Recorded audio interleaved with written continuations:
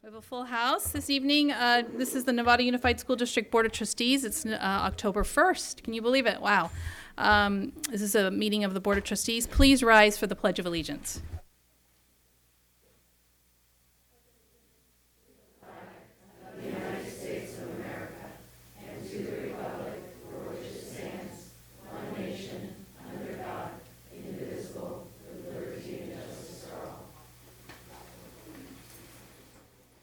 So just a couple housekeeping items. Trustee Mac is here, but he's on that conference thing right there, the conference call, and he is posted the agenda outside his hotel room. He's in Atlanta, so any vote that we take will be a roll call vote. Just for the board members, I will go down the line and do a roll call vote on any action we take. And then some trustees have a lot going on, so some trustees will be getting up and leaving at some point during the meeting. We'll definitely still have a quorum here, but it's understandable that we have a lot of different things. We don't just show up here. We have our job outside of here and other things going on with family and things. So you'll see some trustees get up and go. And Trustee Mac might cut off early as well, but being that he's on a different time zone. So that's just a couple of housekeeping items. I want to go ahead and the board did meet in closed session this evening, and we'll have Trustee Aguila report those items out. Yes, hi, good evening. The first item we discussed in closed session is pursuant to Government Code 54957 and 54957.6, conference with labor negotiators. Yancy Hawkins, Assistant Superintendent, Business and Operations, Employees Organization, Novato Federation of Teachers, NFT. That was information only. The second item we discussed in closed session pursuant to Government Code 54957 and 54957.6, Public Employee Evaluation, Superintendent. That was information only. All right, thank you. Moving on to our agenda. The agenda stands as is. There are no changes. I would need a motion to approve our agenda this evening. I will move to approve the order of business for tonight's meeting. Okay, we have a first by Trustee Millerick and a second by Trustee Nell. Roll call vote. Trustee Millerick? Aye. Trustee Nell? Aye. Trustee Mac? Aye. He's on a little bit of a delay, so it'll take. Trustee Gasson? Aye. Trustee Cooper? Aye. Trustee Aguila? Aye. And Trustee Butler is an aye. So that's 7-0 to approve our agenda this evening. Any item on the agenda or not on the agenda? I know probably most of you know this already. We do, if you want to speak before the board, please fill out a blue card. I have a bunch already. If it's an item on the agenda, please note that on the blue card, and I'll put you into where that item is going to be addressed in the agenda. If it's non-agenda public comment, we'll put you all together.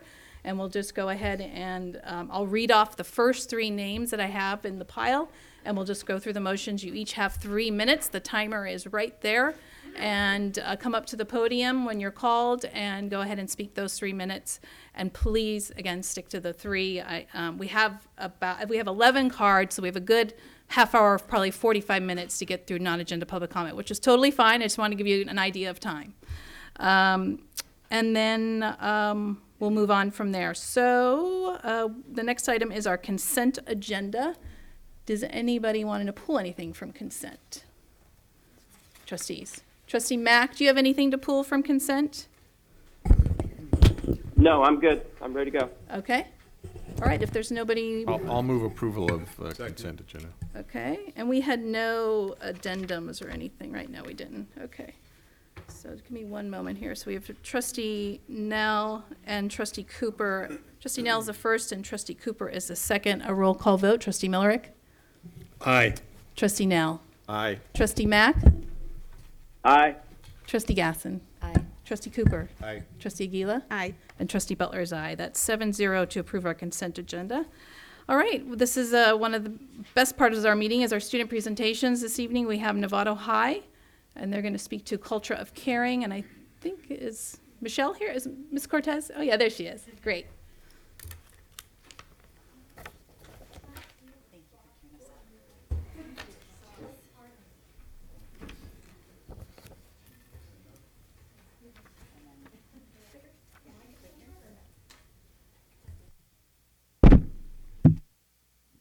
Hello. Hello? Am I speaking loud enough? Okay, perfect. Hi, everyone. I'm Giovanni Gloisi. I'm a junior here at Novato High School. Or not here, but. And I'm kind of just going to start. I'm going to jump right in, sorry, with something that a few of my teachers like to start class with, and I'll explain from there. It's called Chime Time. So I am going to hit this beautiful bowl we have here, and I'd like you guys, you can close your eyes, you can keep them open, whatever you'd like to do, and we're just going to take about 30 seconds to a minute to just ground ourselves, bring ourselves into the moment. You can think about anything, you can think about nothing, do whatever you'd like. I just ask you to be quiet for 30 seconds to a minute. Thank you. I will begin.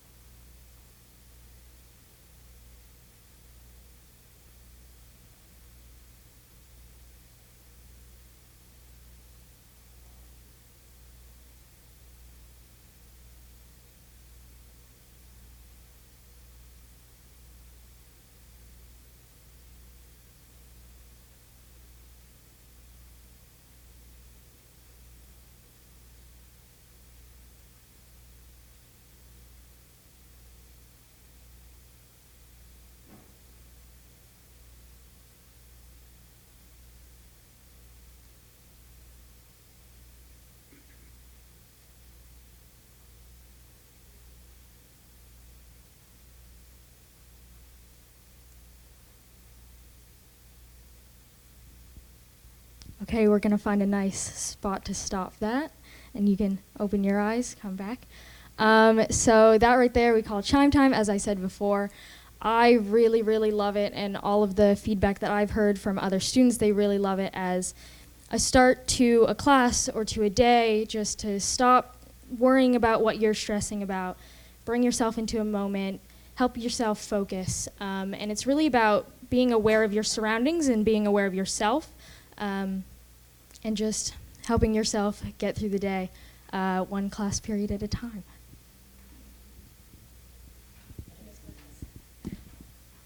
So our students here today are describing some of our fledgling pilot wellness efforts at Novato High School. And I just wanted to take a moment to share some of the data that you can find in the NUSD Strategic Plan on Wellness. The data is fairly alarming, and I think as there's so many amazing teachers in the room who experience the reality of this data on a daily basis, kids are stressed out in our classrooms. And so we knew that we needed to respond to this data and not wait, even though sometimes the system isn't completely ready to make those adjustments.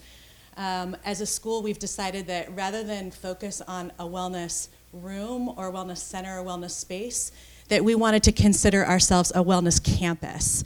And that means that we're all trying things like Chime Time in our class, or we're trying different efforts that the kids are going to talk about.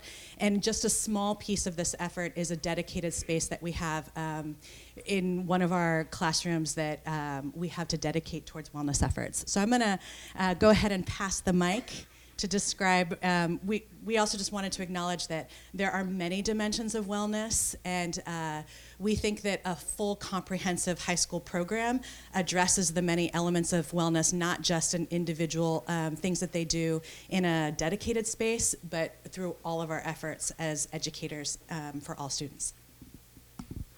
So one big step in creating a wellness campus is just having like teachers and students participate in day-to-day things, like what we just experienced here, Chime Time. There's a picture of students doing Chime Time up there. There's a picture of like getting to know you activities that they did in the first couple weeks of school to ease any social anxieties that students might have. And there's also like conversation circles, like there's a picture of the MSA dance class doing a conversation circle. And then we also have a screenshot of resources we have on the school website. There's a whole section for wellness and mental health resources, so that's pretty cool. Oh yeah, and I'm Kiara, and I'm a senior this year at Novato, obviously.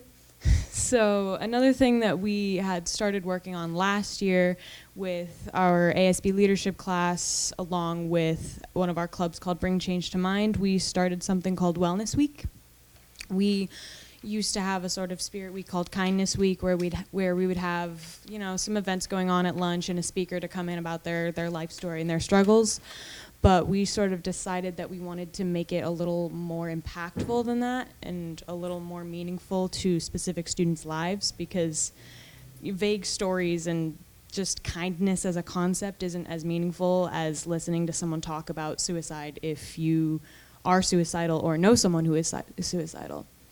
So these on the screen are just it's the schedule that we had for last year's Wellness Week. Obviously it wasn't perfect because it was our first year doing it, and we have gotten a lot of feedback to make this one better this year. And as you can see, we've got, you know, a lot of therapy dogs and coloring pages and just a lot of different things that are more soothing. But then on Monday we had some speaker sessions. So we had like 20-ish speakers and events that people could go to that was like built into the schedule of that day, so that we actually had mandated time for wellness during that day. And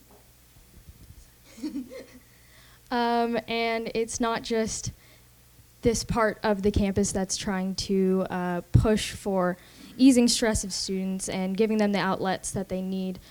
We have a few teacher examples who are just so awesome at helping their students get through the day.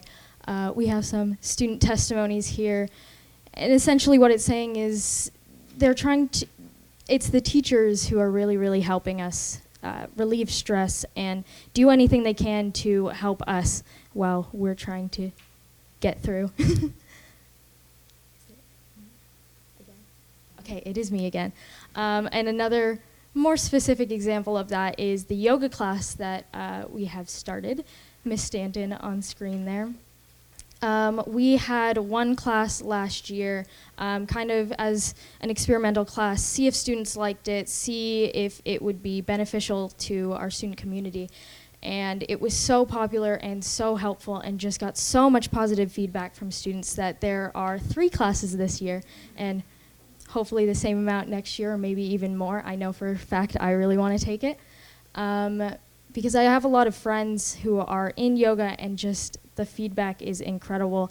It not only is it a really awesome way to help de-stress throughout the day, you're still getting that physical activity and kind of integrating wellness into that as well. And it's very helpful for students who maybe conventional physical education isn't right for them or isn't very suited to their needs. So we have a lot of diabetic students who might need to take yoga as a more, as a less stressful option for their body, and that really helps out in that area. all right, and this year we have finally gotten our dedicated wellness space. We call it the East Annex.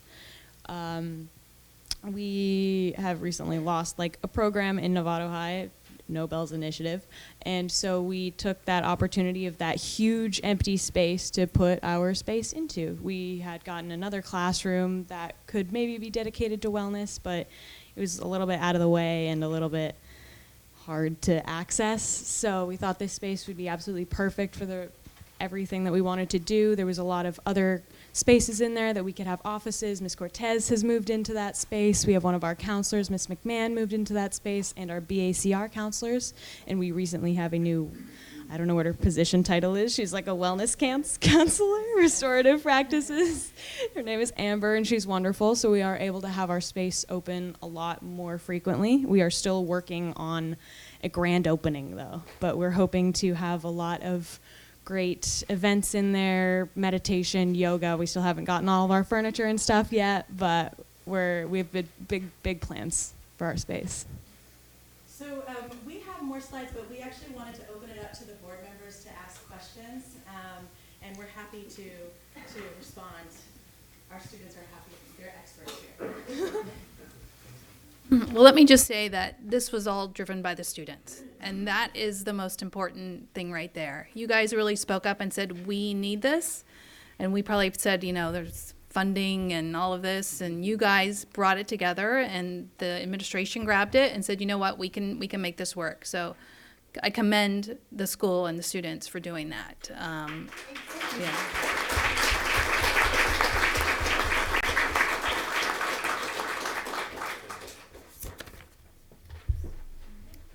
Any board members want to ask a question or make any statement? Trustee Cooper? This is great. I agree with President Butler completely. This is a perfect case scenario of students coming, talking about an issue, something they want help with, and this district and staff and this board supporting that.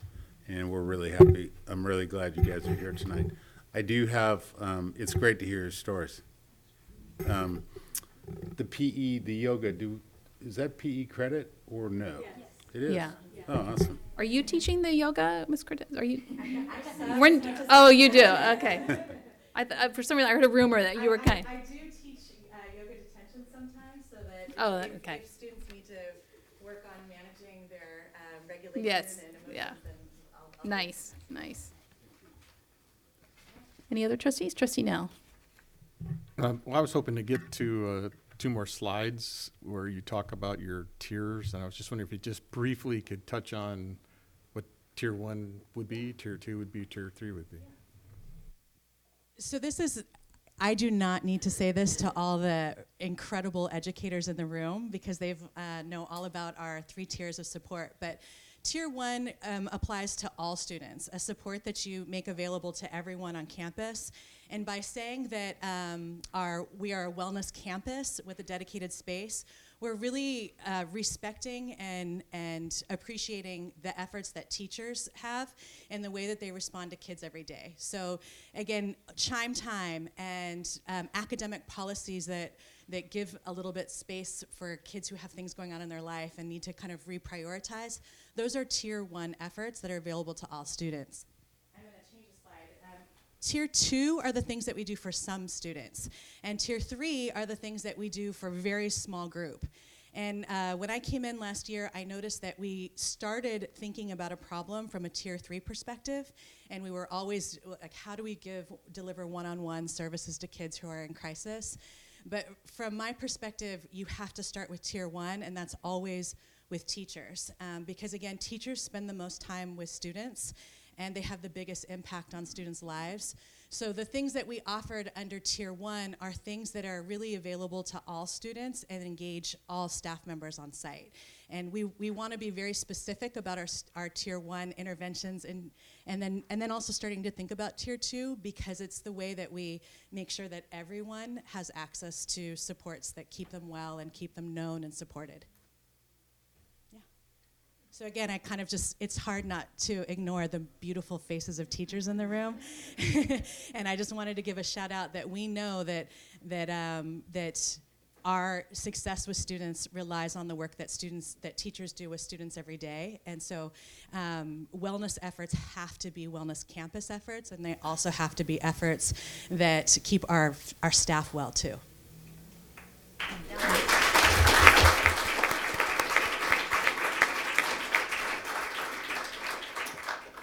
Since the board asked, in this slide deck, I also want you to know that a lot of the things that we're doing this year build on existing work and existing structures.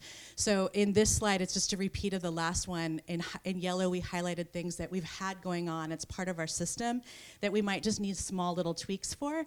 And then this last slide here are new things that we're trying that feel a little new. They feel like pilots. And I also have to give a shout out to families because it was really the Novato High School PTSA that funded our pilot position and extra hours for our restorative wellness coordinator this year. And that's how we have the funding to make this work. Nice. So yay, families.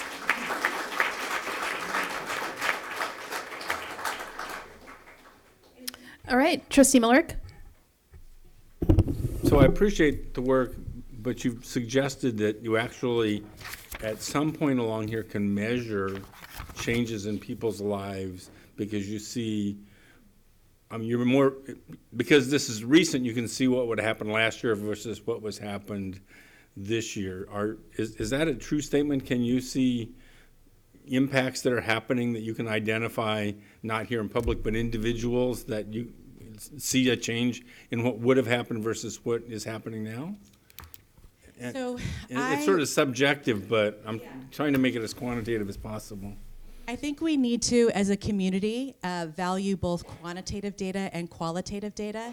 And I really think that our willingness to go slow and to let the kids lead allow us to use the qualitative data that they bring back to us on a daily basis to guide our motions. Because we could go quicker if adults led this efforts, but we really want to advocate for students kind of leading this charge, because adults can do a lot of things to and for kids, but that doesn't always work. So when we're working with students, that's where we feel like we're going to gain our strongest gains. And again, I think hopefully we'll see the results in Youth Truth Survey results, where there was a clear need for wellness efforts. That was apparent in all of our data.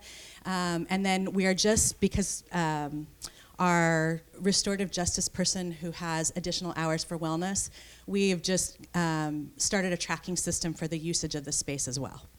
So we'll bring you data, I promise. I do want to say about Wellness Week, we did a survey afterwards to gauge how people felt about it and what we should improve on for next year, and you wouldn't believe the positive feedback that we got from it. I mean, there was a lot of people, you always get people that like to complain about whatever you're doing. We know that as a leadership class. But we got a lot of good suggestions for what to improve on next year, but I have so many pieces of writing of just people being like, this was really impactful, this really helped me, this was a great addition to my school day, this is something that helped me, I learned about something that I didn't know before. Even just our little crafting corner thing that we did, we made something called glitter jars, which is basically just a little bottle full of glitter that you shake up and you get to watch it fall down. And after the session, I walked outside and I saw someone sitting alone at a table, just looking at the bottle and smiling. And just that in itself is so impactful, to just watch that you made somebody smile that day. No matter how small that is, you made somebody smile that day with the thing that you did.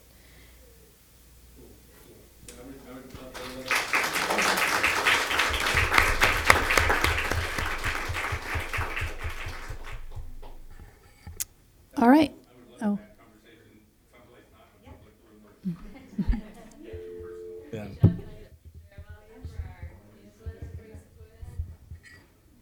That's right.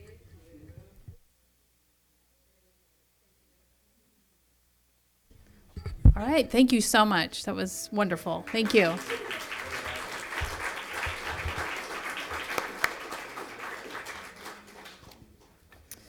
All right, we'll move on to our announcements. Welcome, student board members. Nice to see you. DJ, we'll start with you if any announcements you'd like to make. Hi, my name is DJ from Marin Oaks, and we had our first team building day today, and it is a good way for students to get to know each other, and especially build new relationships with our new students. We also just got a partnership with the California Film Institute, and they are providing transportation and movie tickets to a film next Monday. And we split the school into 2 different films because they offered us 2 different films to go see. So we're very excited to attend that. Our enrichment classes are going very well. We have meditation and Dirt Club on Tuesdays.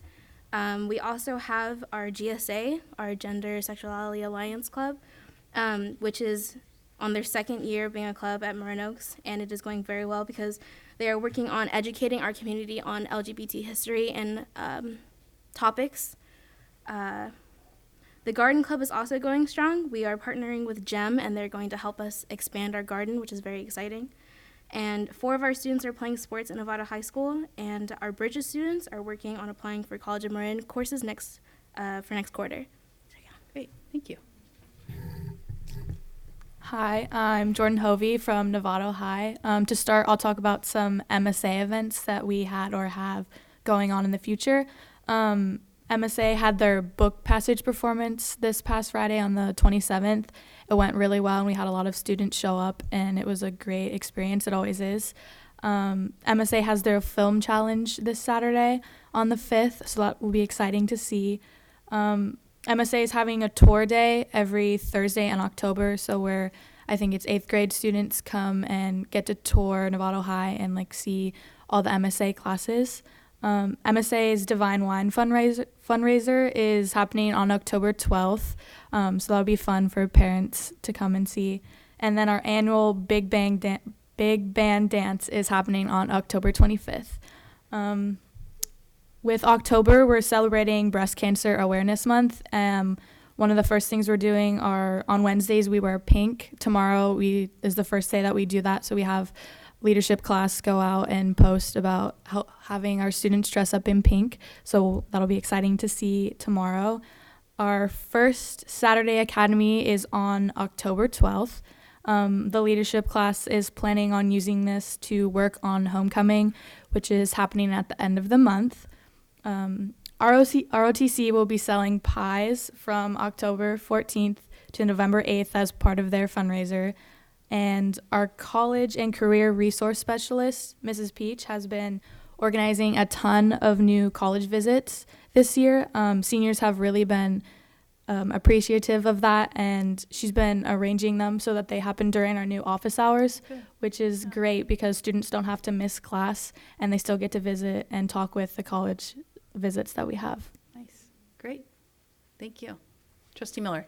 So I had an interesting day Wednesday. I was returning from a meeting to Novato, came down Olive Street, and at the warehouse, our internet connector solution provider, Sonic Internet, was there with jackhammers and a construction crew bringing in the new circuits that our IT directors ordered, where the target was it was going to take a year for them to be in because of the amount of work they had to do.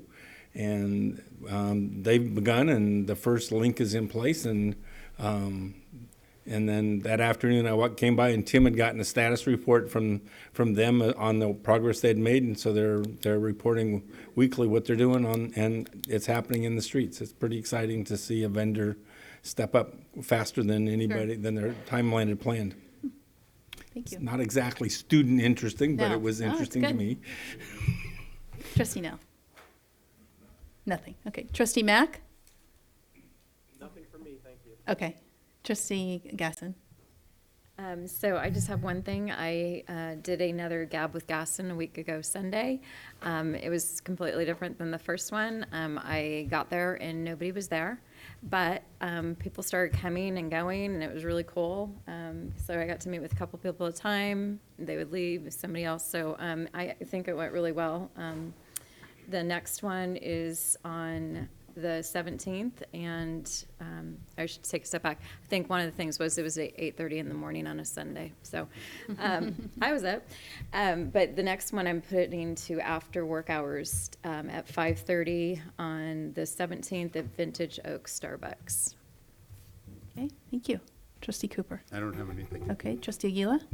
Yes. On the 19th, I attended that was the 19th. Attended Special Education Parent Committee, and this a special education group is really we have our new director, and she's working really hard to get to know the ropes and exploring special education. We know that education is complicated as it is, but when you add special education, that's another world. And so I just wanted to congratulate her and thank her for her hard efforts. And there was staff and the parents were there, and it was amazing because we got to hear from the parents, and teachers were there, principals were there. So it was a very important moment because we don't want to forget our special education students. The other thing is I attended the Census 2020 Novato Subcommittee, and anyone's welcome to join. In fact, they're trying to reach out, and they will reach out to NUSD when the time is right. And I provided some information that was needed. To me, it's very important that we have as much data as we can. I know we're going to be talking about the maps today, but in my opinion, I believe that it would benefit to have all that census information before we decided which map, but it's not. It's what it is. So they're having blog groups, and they're identifying and gathering information at this stage. On the 25th, I met with a community member, reached out to me, and I met with with staff, and so I would like to thank staff for meeting with the community member. And then also on the 26th, I attended the Equity Blueprint, and that was also educational. We're very familiar with that, but so you're always learning something new, and so hoping I'm going to be comparing and hoping that we don't double our services, and that things very important information. So that was very, very cool to hear, and thank you. And I just have a question for the student trustees, and that would be when you reach out, in this case, the JROTC, did you reach out to the JROTC and they gave you that information, or did the JROTC reach out to you? And I'm not pointing out just JROTC. I'm just talking about in general. Are they reaching out to you and you get to share with us? So their events? Our leadership class at Novato High has different reps for everything, like MSA reps, and we do have an ROTC rep who reaches out to them to figure out what important information is going on and events that they're having, so we know everything. Thank you. I just wanted us to be educated on how you get your information. Okay, thank you very much, and that's it for me. Trustee Miller? I forgot to mention one item that I think is relevant to the community. Sure. I attended the College of Marin's retreat. The discussion was public housing for teachers. They're investigating the possibility of putting housing on the Indian Valley campus that would be available to teachers not only for their campuses and their staff, but the Nevada Unified School District staff. So I would ask the superintendent that we stay connected and make that information available to our employees as those opportunities become available. That would be in parallel to anything the Nevada Unified School District does. So the opportunities here in Novato appear to be maturing in both institutions. So hopefully that turns into a valuable asset for our community. Thank you for containing that or maintaining that relationship with the college and attending their events. A couple things that I did, I was able to get out. I always like to go out every month with the Model the Way Awards. That's really a fun thing to do. As you know, we honor at least 4 employees across the district, and we get to go around and hand out a nice little bag and a award to them. And it's really a special moment, and I hope you guys all enjoy it when you receive it at some point. Also, I was able to get out to back to school night at Marin Oaks, which was meet the teachers. Nice format for them on a smaller scale. Hamilton does it for their middle school teachers and parents. It's to meet them instead of just going to each classroom. And then I was able to get down to Mill Valley, had a community meeting called Vaping, and it's called Wake Up and Smell the Vaping. It was on vaping and cannabis within our schools, and it was held at MCOE, but I wasn't able to get to it, so I went to the Mill Valley one. Also, there was a filming at Novato High last week called The Edge of Success, and a couple of trustees attended that as well. And then following that was a panel discussion on mental health awareness and suicide prevention. So not something you really want to watch, but it's in order to keep myself informed of what's happening, and to hear the panel discussion was important. So that's it. Superintendent Kuska, do you have anything? I'll pass. Oh, pass. All right. We'll move on to our non-agenda public comment. As I said, each person gets 3 minutes. I will read out the first 3 names, and you will come up and speak. The first 3 speakers are Mariah Fisher, Fran Rosa, and Casimir Adler Ivensbrook. I'm sorry if I mispronounced your name there. Those are our first 3 speakers.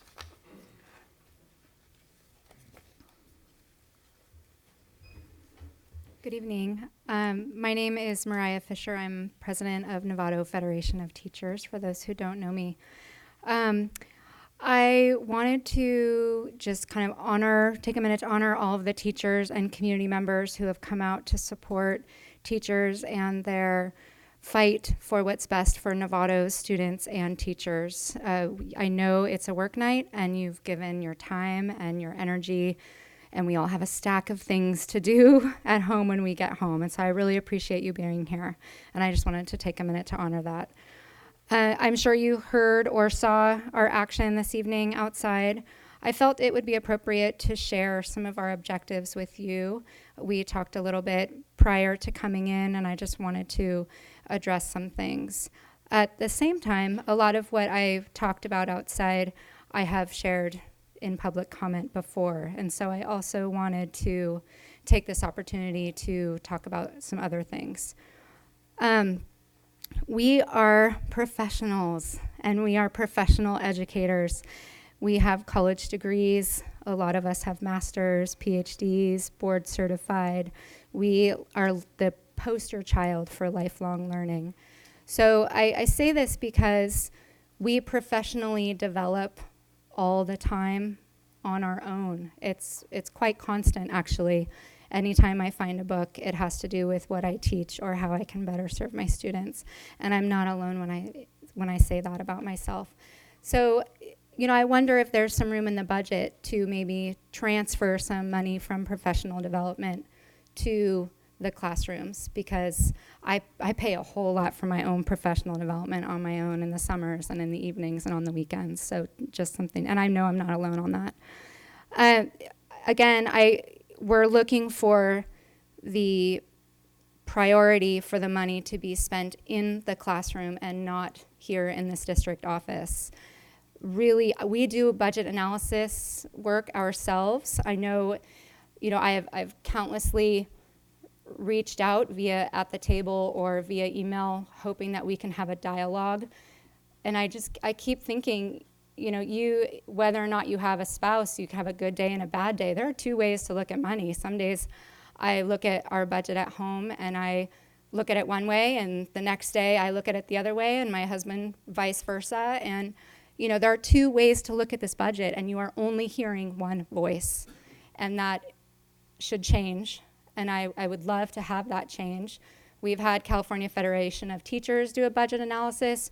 We have amazing data brains out here, and they've looked at the budget. And when you're only hearing from one voice, you're only seeing through one lens.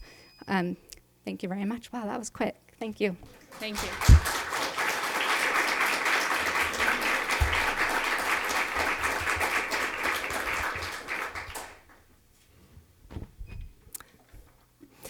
Good evening, Board, Superintendent Koska. My name is Fran Rosa. I teach 5th grade at Olive School. I also represent the elementary teachers for the Novato Federation of Teachers. Tonight, I would like to talk about how critical it is that the Board seriously consider NFT's request for a 7% raise for Novato's teachers, like myself, who really appreciate teaching in Novato. I'll just tell you a little bit about my teaching experience. I've been part of the Novato Unified School District since 1992. During those 27 years, I've been fortunate to work with colleagues whom I trust and respect. I've worked hard to establish rewarding relationships with my students and their families, which in turn has created an important connection for me in this community where I live also. Novato Unified School District has given me the freedom to be creative and design lessons that are engaging and effective for my students. In addition to the work we do in our classrooms, I have always believed it is important to reach out to the Novato community as a resource for my students. Whether it's our Art Science Fusion project at the Hamilton Wetlands, visiting the EPA in San Francisco to learn more about waste management, or checking out the produce room at Trader Joe's or a local flower shop run by a former student, making learning real for kids I teach has always been my focus. With the support I have received from this district, I have provided opportunities for my students and helped them understand that they have the intrinsic ability to achieve their dreams. Last June, I attended the college graduation of a former 4th grade student who came to Novato as a newcomer from Guadalajara and persevered to graduate at the top of his class in biopsychology at UCLA. His family reached out to me because they were grateful for the instruction he received here in our Novato schools. And I quote, "The education, support, and love my son received from all of school staff and teachers were fundamental in his success. Finally, teaching in Novato schools has allowed me to grow professionally.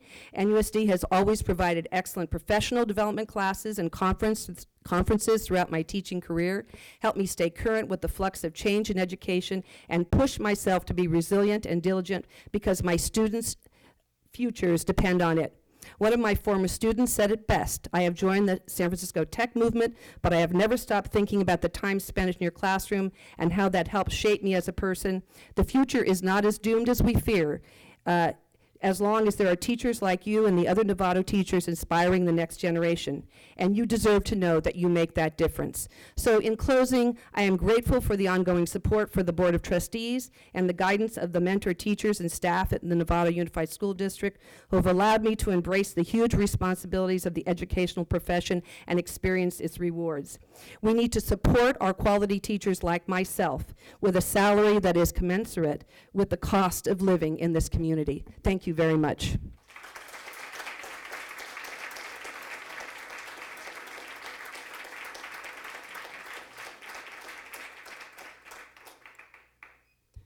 G'day, members of the board, members of the public, fellow teachers, administrators. The district's in a pickle in this one, for sure. The current budget picture the district offers us tells us it doesn't have enough funds for a cost of living adjustment. We have set up a classic us versus them scenario with the district and the teachers union. The district offers a 1% increase in wages. What's the thinking here? Let's assume, just for a moment, for the sake of argument, that the union agrees with the board and the district district gets what it asks for. You get this contract 1%. I want to make clear to you, the board and my fellow teachers, what the devastating impact is of this 1% wage increase is going to be on the living wages of teachers. For the second year in a row, Novato teachers will find their real pay cut. Given that Bay Area inflation was 4% or so last year, and is quite likely to be around this figure this year as well, this will result in teacher real wages being reduced by around 3% this year. When I add in last year's real wage cut that teachers endured, this will mean an at least 5% plus cut in our real wages over this 2-year period we're in. If the district intends to follow this approach over the next 3 years, the district is committed to cutting teachers' real salaries by greater than 10% in real terms. I, and I'm sure many students, parents, and my fellow teachers want to know if this is the board's thinking. If this is your vision for financial stability, I think we would all appreciate knowing this. Does the board and district leadership have a plan to deal with this outcome if it gets what it wants from teachers, given the cost of living in Marin and surrounding counties? How will you retain and attract high-quality teachers when they can't maintain a living wage in Novato, a district also that pays significantly less than other Marin school districts? Will the board publicly acknowledge the sacrifice that it has asked of and is asking of its teachers? Or will it be just an expense savings that does not enter into the calculation of how to balance budgets moving forward from this point, once concessions are offered, accepted, and forgotten? Do we have to plan to preserve quality education in Novato schools, maintain competitive STEM programs and quality core academic programs, attract and retain qualified and experienced teachers and school employees, as well as avoiding significant increases in class sizes in all grades? How are we going to do that? Is it possible for the district and board to think outside this box that it has constructed for itself and explore other ideas we haven't heard of yet? I await the board's and district leadership's reply with interest. And I'm happy to take my answer off the air. Thank you.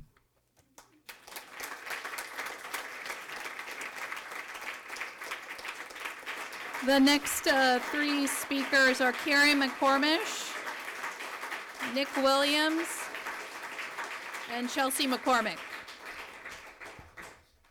Did everybody hear that? Karen McCormick, Nick Williams, and Chelsea McCormick. Thanks for turning those lights on.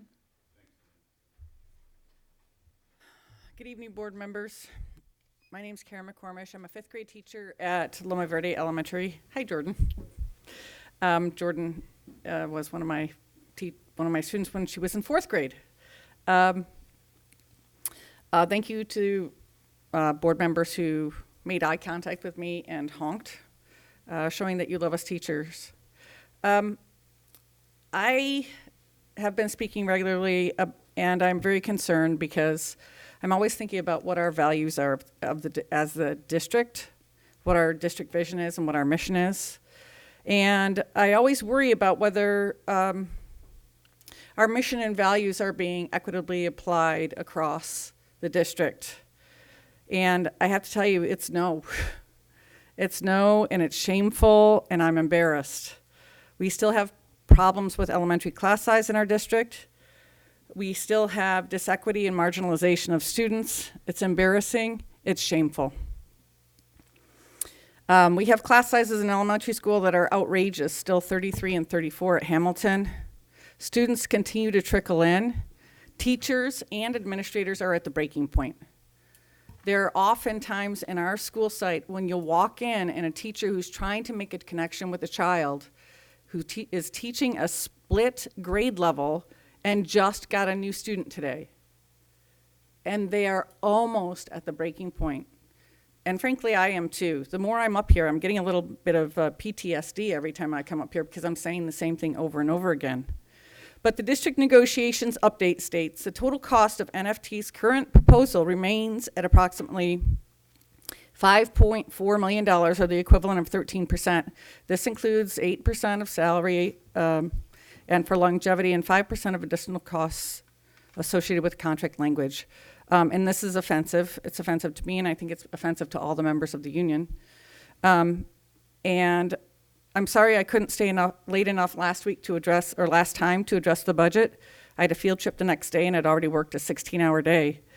But Assistant Superintendent Hawkins showed a budget decrease in teacher expenditures for 2019-2020 that could be used to pay for the increase we're asking for. It also showed a budget increase of administrative salaries of 1.6%, higher than what they've been offering us. But of course, we have no idea what the percentages, this 1.6% translates into when considering longevity and other contract language. So I have an ask for you, board. This is my ask. Form a board policy. Form a board policy that forces the hand on whether or not we're gonna have elementary splits, that forces the hand of HR to develop a policy regarding appropriate class formation and class size at all of our schools.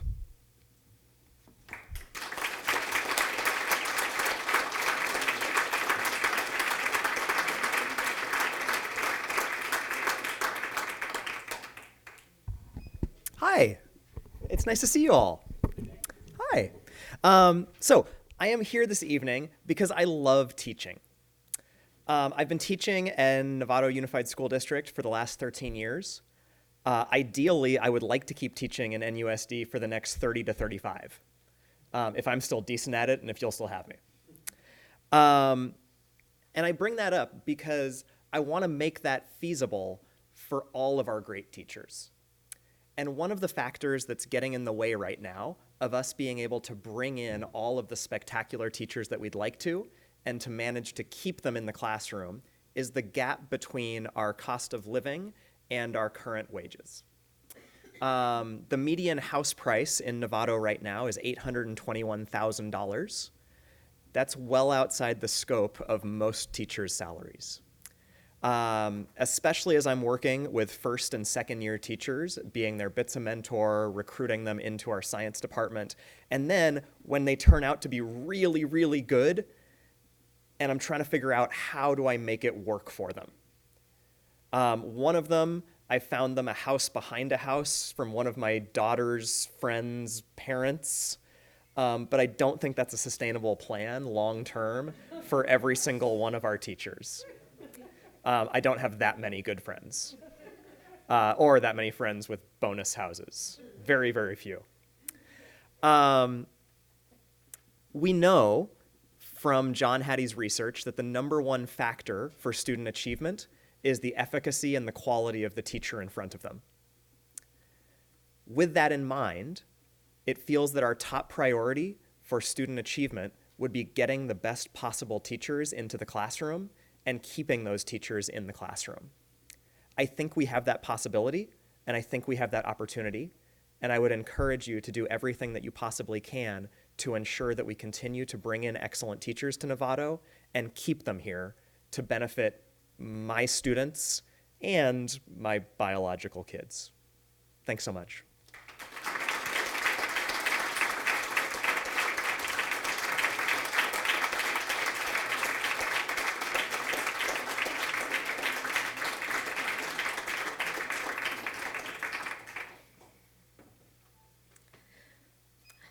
Hello, my name is Chelsea McCormick with Novato Parents of Exceptional Students.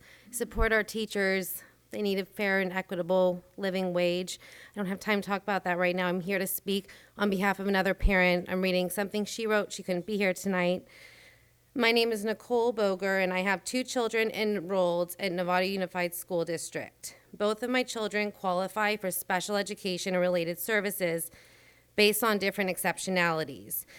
My son is in 4th grade, and I have always been told by his teachers what a caring and helpful child he is, but that he refuses to work, saying he doesn't like any books that they have or that he's read them already. My concern about his education started in kindergarten when he refused to read and write, and it only got worse in 1st grade, even with the help of private tutors.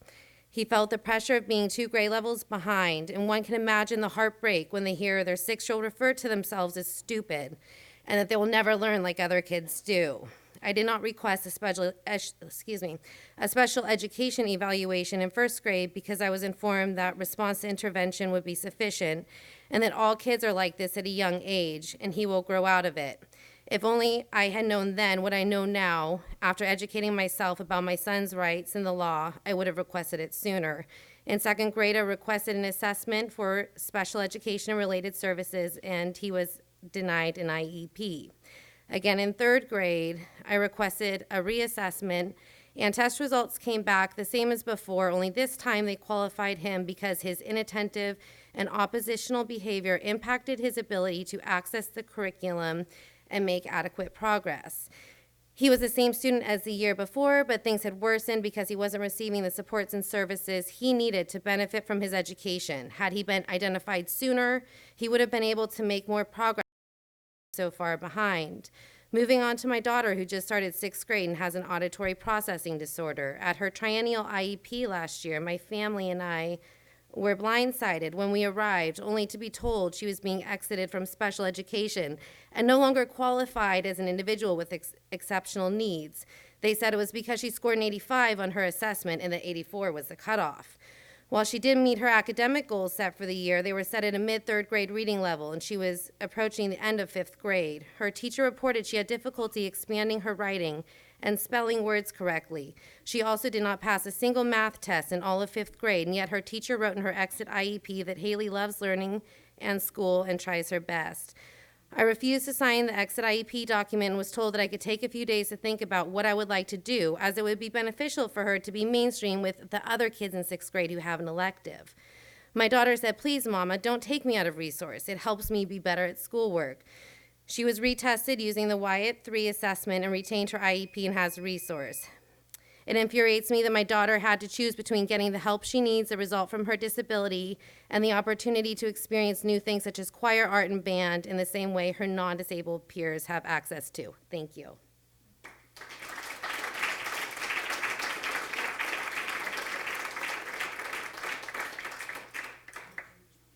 All right, the next 3 speakers are Deirdre OConnor, Izagani Aquino, and Jeff Freitas. Good evening. My name is Deirdre OConnor. I'm a parent of a type 1 juvenile diabetic at Novato High School, and this district has been in violation of her 504 plan since the beginning of the school year. So my daughter has had 5 good shots at being taken out of school so far this year in an ambulance. 5 high blood sugars, 1 low, down to 64. That 64 could have, you may have found her passed out on your ground.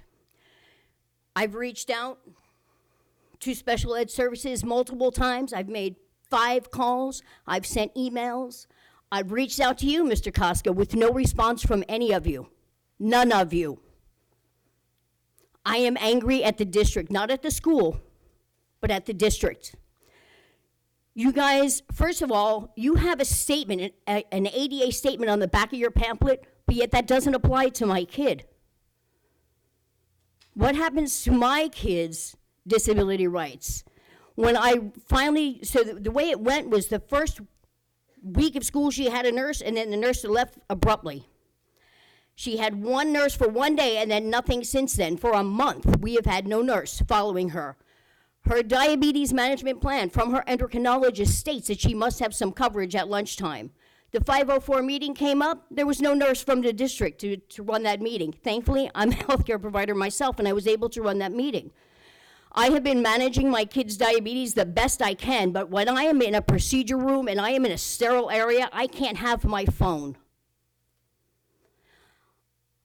I was in an OR with a 3-hour procedure. I came out to check my daughter's blood sugar. She was hovering just 399 for 3 hours. Last time that happened was the beginning of the school year last year, where she was removed in an ambulance. What if, let me ask you, what if this were a newly diagnosed kid? Because juvenile diabetes is a disease that has a lot of variables to it, and it takes years to learn how to manage. What if this were a kid whose mother wasn't a healthcare provider? Or what if this was a kid who was newly diagnosed? What happens to that kid? I still have no nursing. There is another 504 meeting, which means that I have to cancel another day of patient schedules, or at least afternoon, to attend this meeting again, because we could not address the endocrinology orders in the 504 meeting that I ran. I just ran the meeting so that I could at least notify the teachers of what to look for. And that's the other part of this that really astounds me, is that you would not only, the level of liability that you carry is enormous. I've already reached out to a patient of mine who's an attorney. So I'm ready. We're just in a holding pattern. But the level, what you put your teachers up against, I was told that by the one nurse I talked to, if there was an emergency, to call the school and leave a message. Get it together.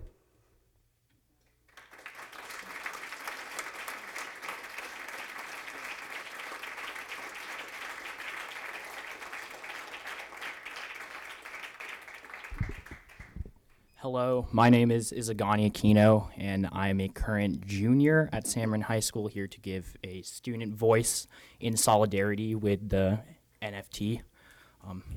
As a current high school junior in the Novato Unified School District, it has become ever so clear to me over the years that the biggest strength of our public school system lies in the diversity of our student population.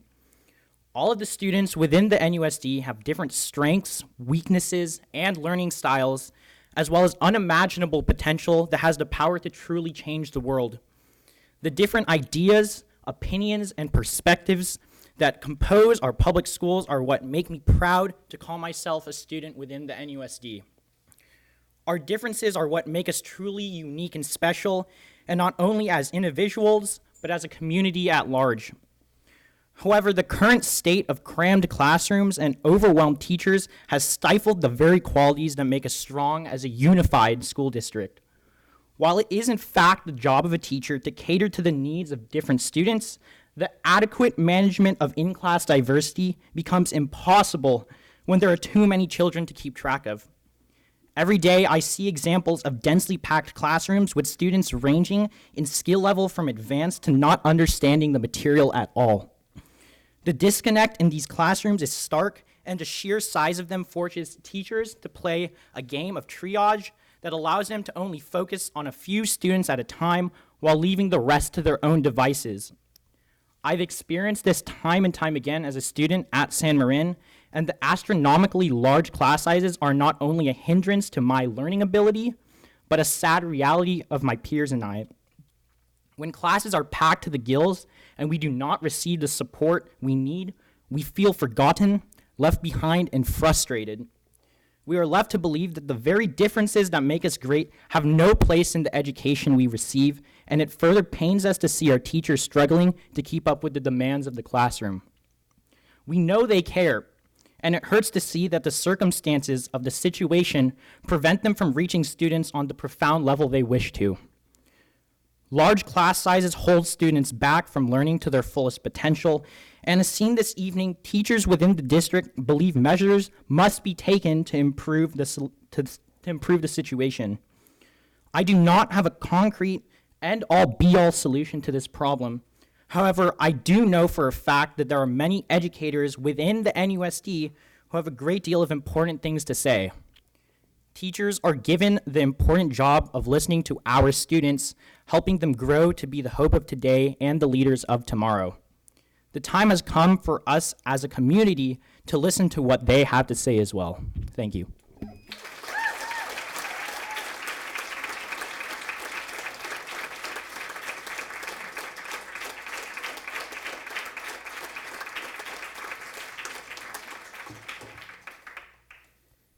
Good evening, Board and Superintendent. My name is Jeff Freitas. I'm the President of the California Federation of Teachers.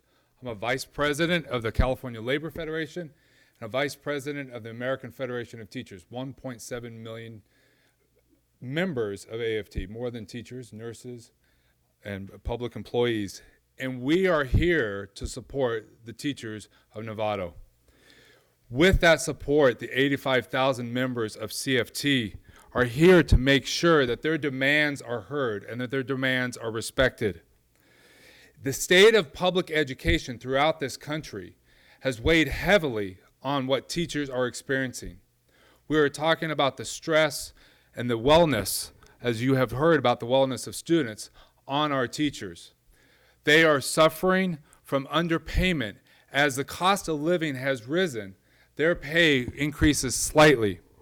They are traveling hours every day to make sure that they can provide the education for their students.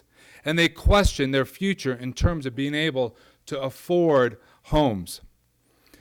What is provided to them, what was offered to them at 1% when the state provided a 3.26% COLA is dismal. When the superintendent is provided 3.5% is not respectful. And to state, as you just heard from a student, the class sizes that they are requesting to reduce are compared to their income, and that email is sent out to all of the employees of the district to say that their class sizes are equal to their pay is unfair.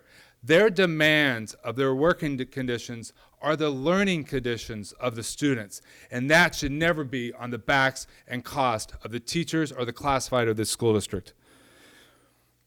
We are here, we, the CFT, the Labor Fed, the AFT, are here to support the demands of the teachers to make sure that they can provide the high quality education that they are providing every single day.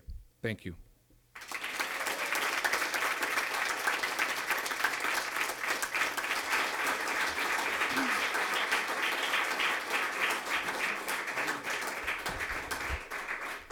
The remaining two speakers are Marie Sims and Camille Rosenthal.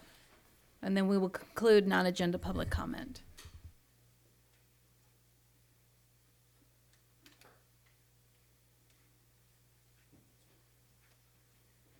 Okay.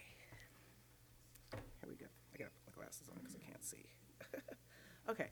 Hello, everybody. My name is Marie Sims. I am the founder of PAC Marin, Parent Advocacy Coalition.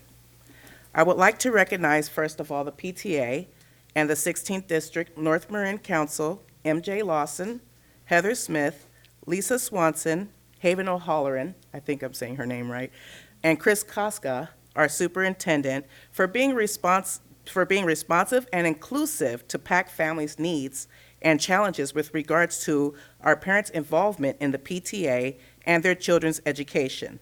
I have attended 2 PTA meetings so far this year.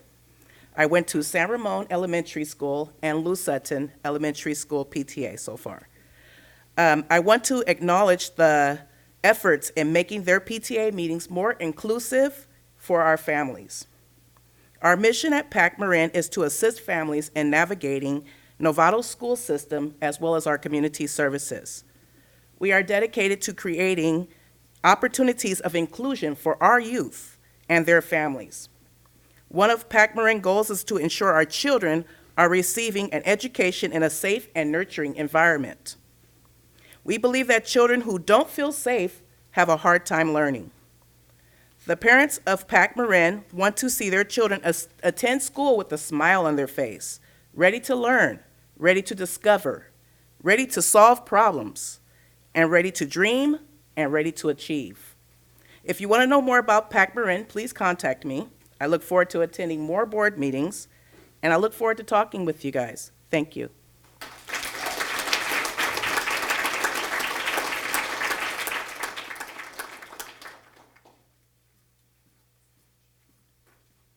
Hello, my name is Camille Rosenthal. I am a senior at Novato High School, and I am also a type 1 diabetic.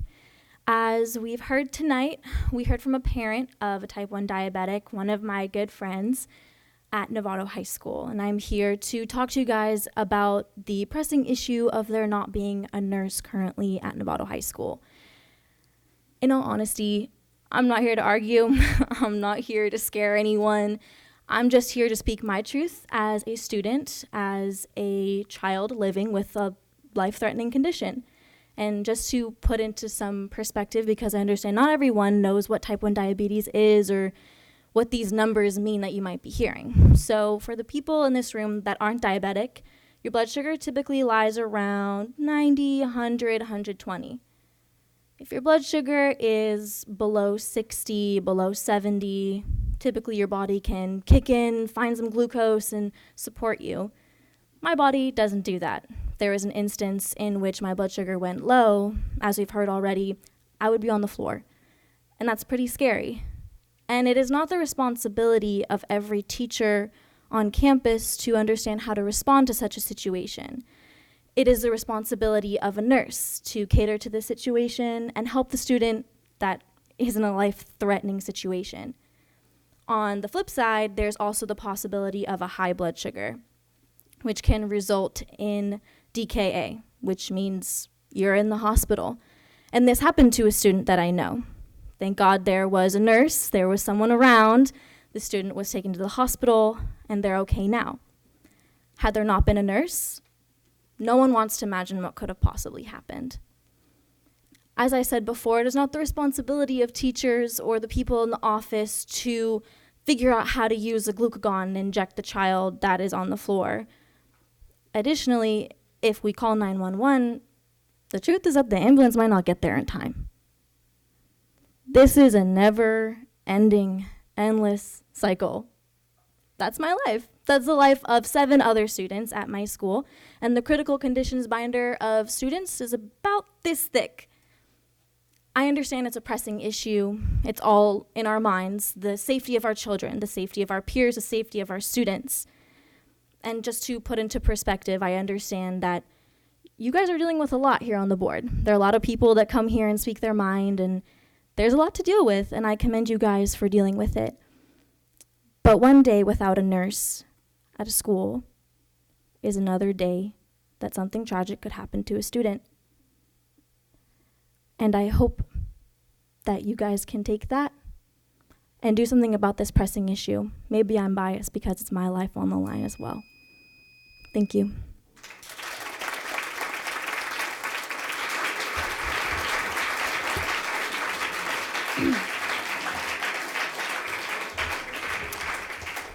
So that concludes our non-agenda public comment, but I would like Superintendent Koska, if you could follow up with the student's comment and then Ms. O'Connor's comment as well. That would be, thank you. Absolutely. Okay. Let me just, we can't, give any feedback, but I just want to thank you for being respectful, coming up, sticking to your 3 minutes, maintaining a tone of respect. And that's all we ask here at the board. We sit and we listen. We can't respond, but we're here to listen for sure. And just, again, thank you for maintaining the respectful the way you spoke. I appreciate that. And I'm definitely going to sit here and listen to every comment. If when people get angry and irate, I understand that, but it makes it hard for us to listen to that. So when there's a level tone, I'm here to listen all day. So thank you very much.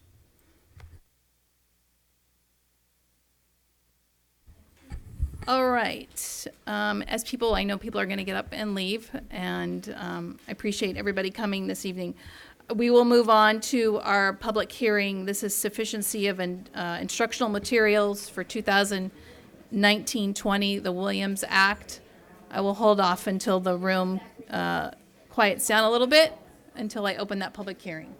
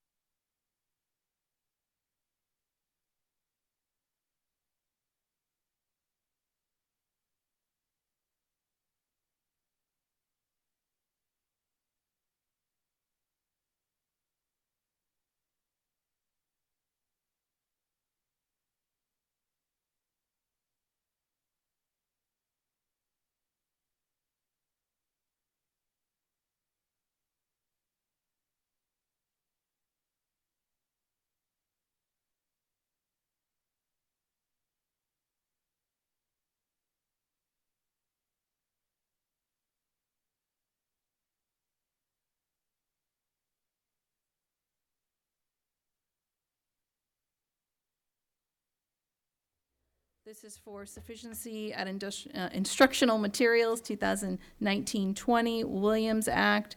This is something we do every single year at this time. I do not have any blue cards for that item for the public to make any comments. So I will close the public hearing.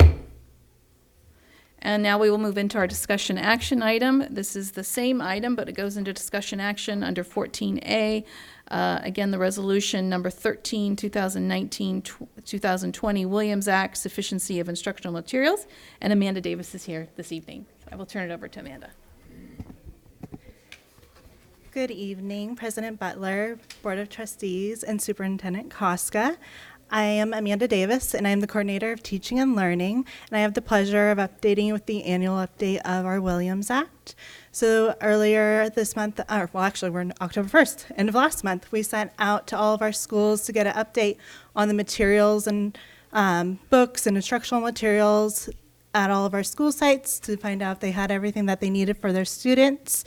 We received all of our forms back from every single one of our school sites indicating that they have what they need, and that last year also we did not receive any Williams Act complaints from our community members. So at this point they have what they need to be successful.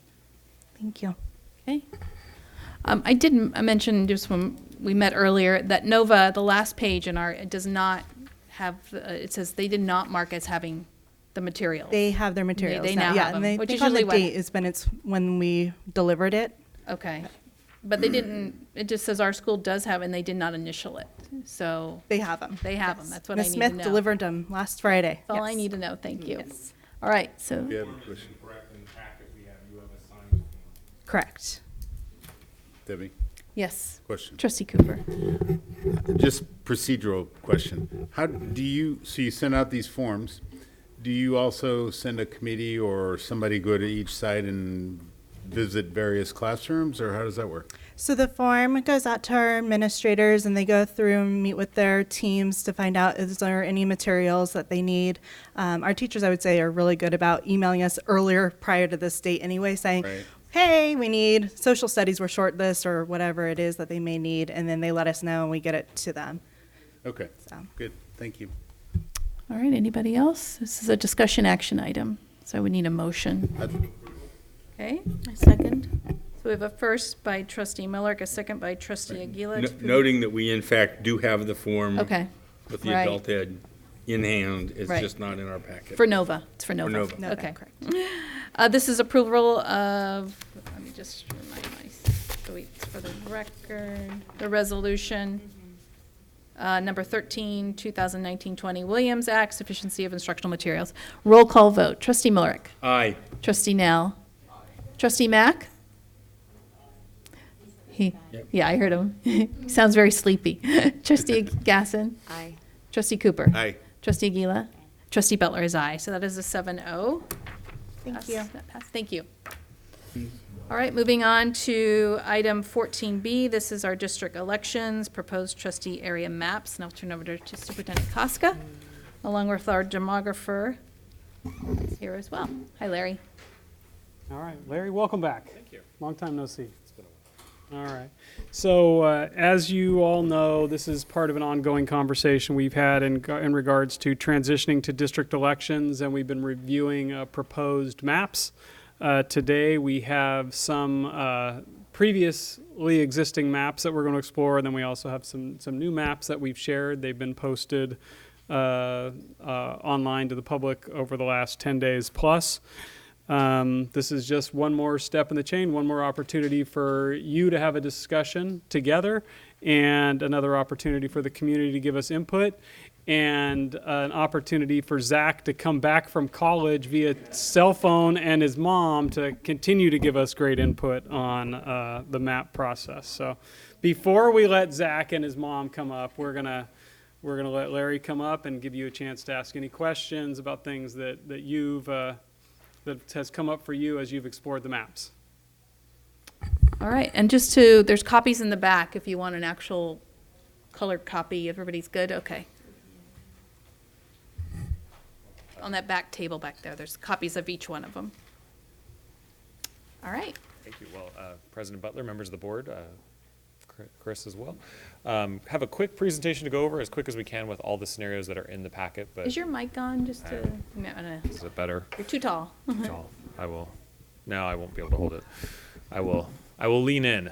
So as you recall, we're moving from the at-large to by-area method of election. And we have these criteria that we are to consider in the process of creating trustee areas. They have to be roughly equal in terms of total inhabitants, drawn to comply with the Federal Voting Rights Act, meaning we can't do anything to inhibit members of protected classes from being able to influence the outcome of elections. The areas have to be compact and contiguous, looking at communities of interest, geographic boundaries, man-made or natural geographic features.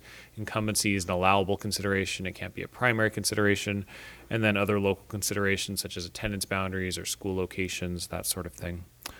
Just a refresher on total population as of the 2010 census, 58,577. So that means 7 equal areas of 8,368 people based on the 2010 census. And I know we had some discussion earlier. We're coming up on the 2020 census in about 6 months now, and we'll get new data in April of 2021, with which we'll have to make some adjustments potentially to these lines if there's been any population changes in the districts that would push us above a 10% population variance. The other thing that we'd look at again is citizen voting age population, and this map here just highlights the extent to which there's any areas of concentration of the largest protected class within the district, which would be the Hispanic Latino population at 10% of the total district population. You'll see in various maps where we have one area that gets to anywhere between 14 and 20% Latino on citizen voting age population. So we're seeing increased influence for that protected class within this process. So at the board meeting on September 3rd, I believe, we shared the original 4 scenarios, and there was a good amount of feedback on those. We came back on September 10th with 2 community input meetings. We brought scenario 5 to that input meeting, and it was not received as warmly, but I'm okay with that. We did have a chance during the community input meetings to develop scenario 4A, because there was feedback that scenario 4 was getting there. So we brought 4A, which made some changes to it. We also had Zach was at both those meetings, and he presented a scenario that became scenario 6. That's included in there. After those 2 meetings, we made some other refinements to 4A to make it 4B, which we'll talk about. And then Zach provided another scenario 7. Incidentally, our office is in Irvine. That's where he goes to school. It works out very convenient. Just have him come to the office and make up the maps next time. In scenario 7, we didn't quite get it right based on the picture that he sent us and what he intended. So in our creation of that map, there are a couple little tweaks that we're going to have to make, but because scenario 7 was made public, we just left it as it is for now, but we'll go back and make those changes, and I'll show you where those areas are on the map. So a little bit of an introduction to where we've been over the last month. Did you talk about 6? Yes. Oh, you did, okay. 6 is also Yeah, it's Zach's as well. Yeah, okay. Zach's first scenario. Right. So very familiar with these. This is scenario 1. We do the counterclockwise numbering of these scenarios. So area 1 is the yellow area on the lower right-hand side, and we work our way over to green being 2, 3 being red, 4 being blue, 5 being purple. And then since we mostly deal with districts with 5 areas, I always forget which is 6 and which is 7. But 6 is that orange color, and 7 is that, I don't know, greenish, bluish color there. It depends on which map you're looking at. I'll just go quickly through scenarios 1 through 4 since you saw those already. But one of the feedbacks we received on all the scenarios was using the 37 as a dividing line didn't make sense. That divided up the keys communities. So you'll see that occurred in most of the original scenarios, and that goes away as we graduate later into these scenarios. Also just questions of how we divide up along the 101, the San Marin neighborhoods and how those are combined or not combined. So this was scenario 1. You can see the population numbers on this really legible diagram here.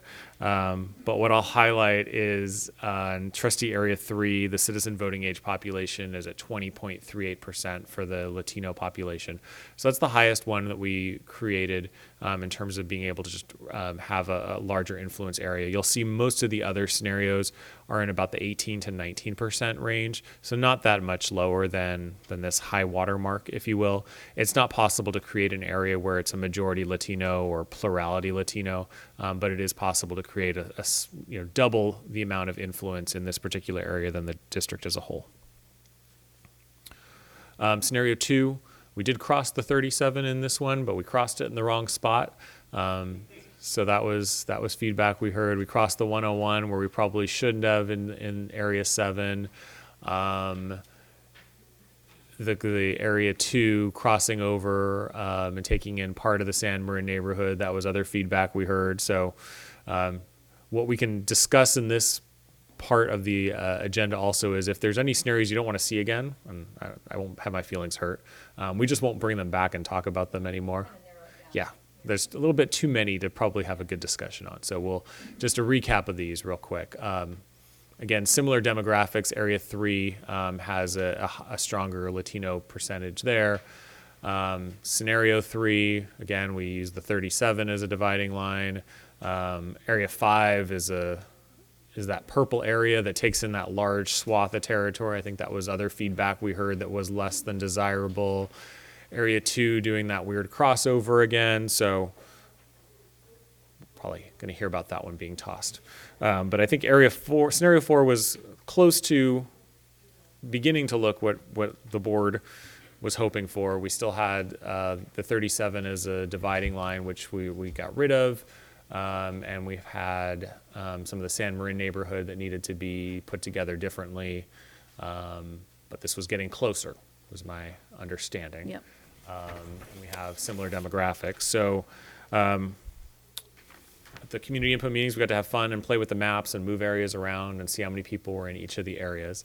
And so after that exercise, we ended up with scenario 4A. So you can see area 1 stays below the creek, I believe is what that water body is that wraps around there, that makes that wavy line between areas 1 and 2. Area 2 combines both of the keys together, does have to cross the 101 over in the northern part of downtown, just north of downtown Novato. Area 3 is that core area of Novato there, extending into down into the President's Streets neighborhoods around Novato High School. Area 4 is that San Marin neighborhood coming across Sutro Avenue, using Simmons Lane as the dividing line between areas 2 and 4. Area 5 kind of starts at Lou Sutton Elementary, a little bit north of there, coming south and west in the map. Area 6 and 7 is where you're going to see some differences among some of the newer scenarios in terms of whether it's a east-west divide or a north-south divide. So in this one, it's a little bit of an east-west divide where we have the country club golf course area divided east-west in this scenario. You'll see a couple others where it's the golf course area or country club area is all in one trustee area. So you'll see that as a difference as we look through these maps. So this is 4A again. In terms of demographics, we see the Latino influence area of increased influence would be area 3 again at 16.29%. So that's 4A. 4B is pretty similar to 4A outside of areas 6 and 7. That's really where you see the biggest differences. So where 6 and 7 had been a little bit side by side, in this case they're laying on top of each other, with area 7 being that southern area taking in the country club, and working its way north to I forget the name of the ridge right there, but there's a ridge that it takes in the population of south of Novato Boulevard, with then area 6 above it taking in the Linwood area and the San Jose Middle School area, as well as all the way to the President's Streets neighborhoods. This does result in a situation where we have 3 incumbents that are in area 7. So what you'll see in the right-hand corner on the presentation, and I think it's on the right-hand corner on the maps as well, is the sequencing of the election. So not only do we have to decide on areas, but we also have to decide on the sequencing of when those elections will occur. We have some ORs in there, and these are just our initial suggestions. If there's other options the board would like to consider for the sequencing, we just need to have those on the map for at least 7 days prior to the board making a decision. But in this one, we give the board the options for since there are 3 board members in one area, which areas would be up for election in 2020 or 2022, since we can't have 8 board members at a time. There's not enough seats. We have to have 7, so that's why we have to have a sequencing of elections. So in this one, area 7 would be in 2022, and then areas 4 and 6 is where the board would have to decide whether it's 2020 or 2022. And again, the board could provide additional feedback that you'd like a completely different sequencing of this, and we can just make sure to publish that on the maps as well. And then demographics-wise, we see area 3 again at just about 19% Latino citizen voting age population, so on the higher end of the Latino citizen voting age populations that we see. Scenario 5 was our attempt to capture the board feedback from September 3rd, and we missed the mark. So take a mulligan on this one, I guess. And we can just move past it. We didn't quite get it right, but we tried. And I think it led to a good discussion on the 10th that led to scenario 4A, as well as scenario 6. So I'll just fast forward. Okay. Scenario 6 is the first of Zach's scenarios. And in working through 4A and 6, I think there's a lot of similarities in theme, some differences as you get down to the nitty-gritty of this line here versus that line there. But I think if you put them side by side, you're going to see a lot of similarities.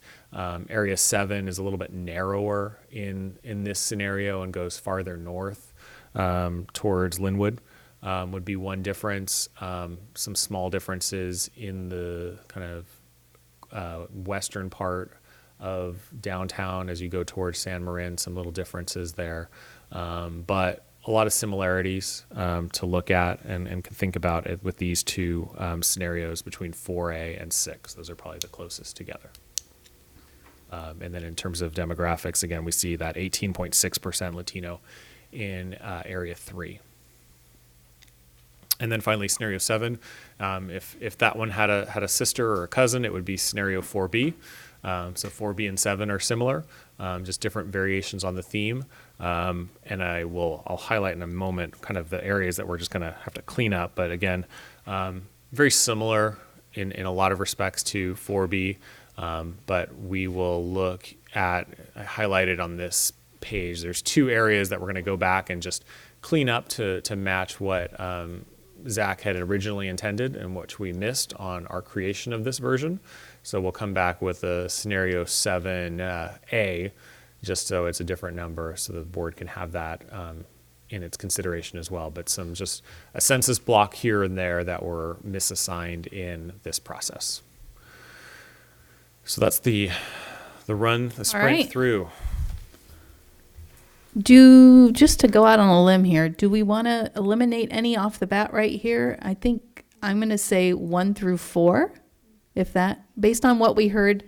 We met on December 3rd or September 3rd. We were able to review some of these, and we had the 2 public community events on the 9th, I think it was. Yes, Trustee Miller. Would eliminate 1 through 3. I think we talked about 4 as a possibility last time, so I think we're safe to say 1 through 3. Okay. That's That'll one lessen the person's. paper that I have in front of me. That's one person's. Oh, and 5. 5 is not. Except was new. Ross, I think I would be in support of 1 through 4. That's where I'm at, but I don't want to speak for everybody. Just because, Ross, 4 does include all of that Black Point area is in the Hamilton area, and that's what we were all trying to avoid. I'm just trying to do a first cut so we start narrowing this down. So I'm not against, I don't disagree with your point. I was 1 through 4, and what about 5? To include it in this, right? Yeah, I don't like what 5 is. Okay. I'm holding on. I'm just trying to. Greg. Can we do it later so we don't? And I will, well, because I think the only reason why I went out on this limb is because I think we made corrections, and we've gotten to the corrections are the latter part of the maps based on our feedback and corrections. I'm okay with that. I'm just trying to. Yeah. And we can go, if we take them out and people say, wait, I want to go back to it, that's okay. But I'm trying to. Trustee Mac, are you?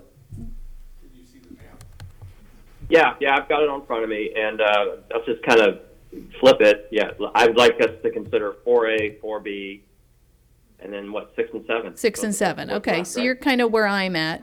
Although I don't even know about 6, to be honest. But okay, but I think we just need to leave that one in there. Sure. Okay, so 1 through 4 and 5. No, hold on, 1 through 4. Are you good with 1 through 5?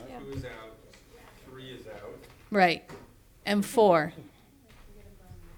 And 5. 4 is out. As I don't want to speak for everybody. So tell me if you disagree. What do you think about 5? 5 I don't like myself. Me neither. And Trustee Mac doesn't like it. Trustee I like Gila, what are it you does okay to with San Marin. everything? I don't like 1 through 5. What, Greg?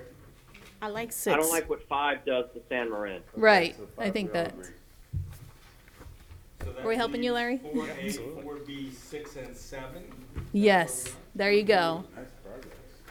So let's put those in front of us, 4A, 4B, 6 and 7.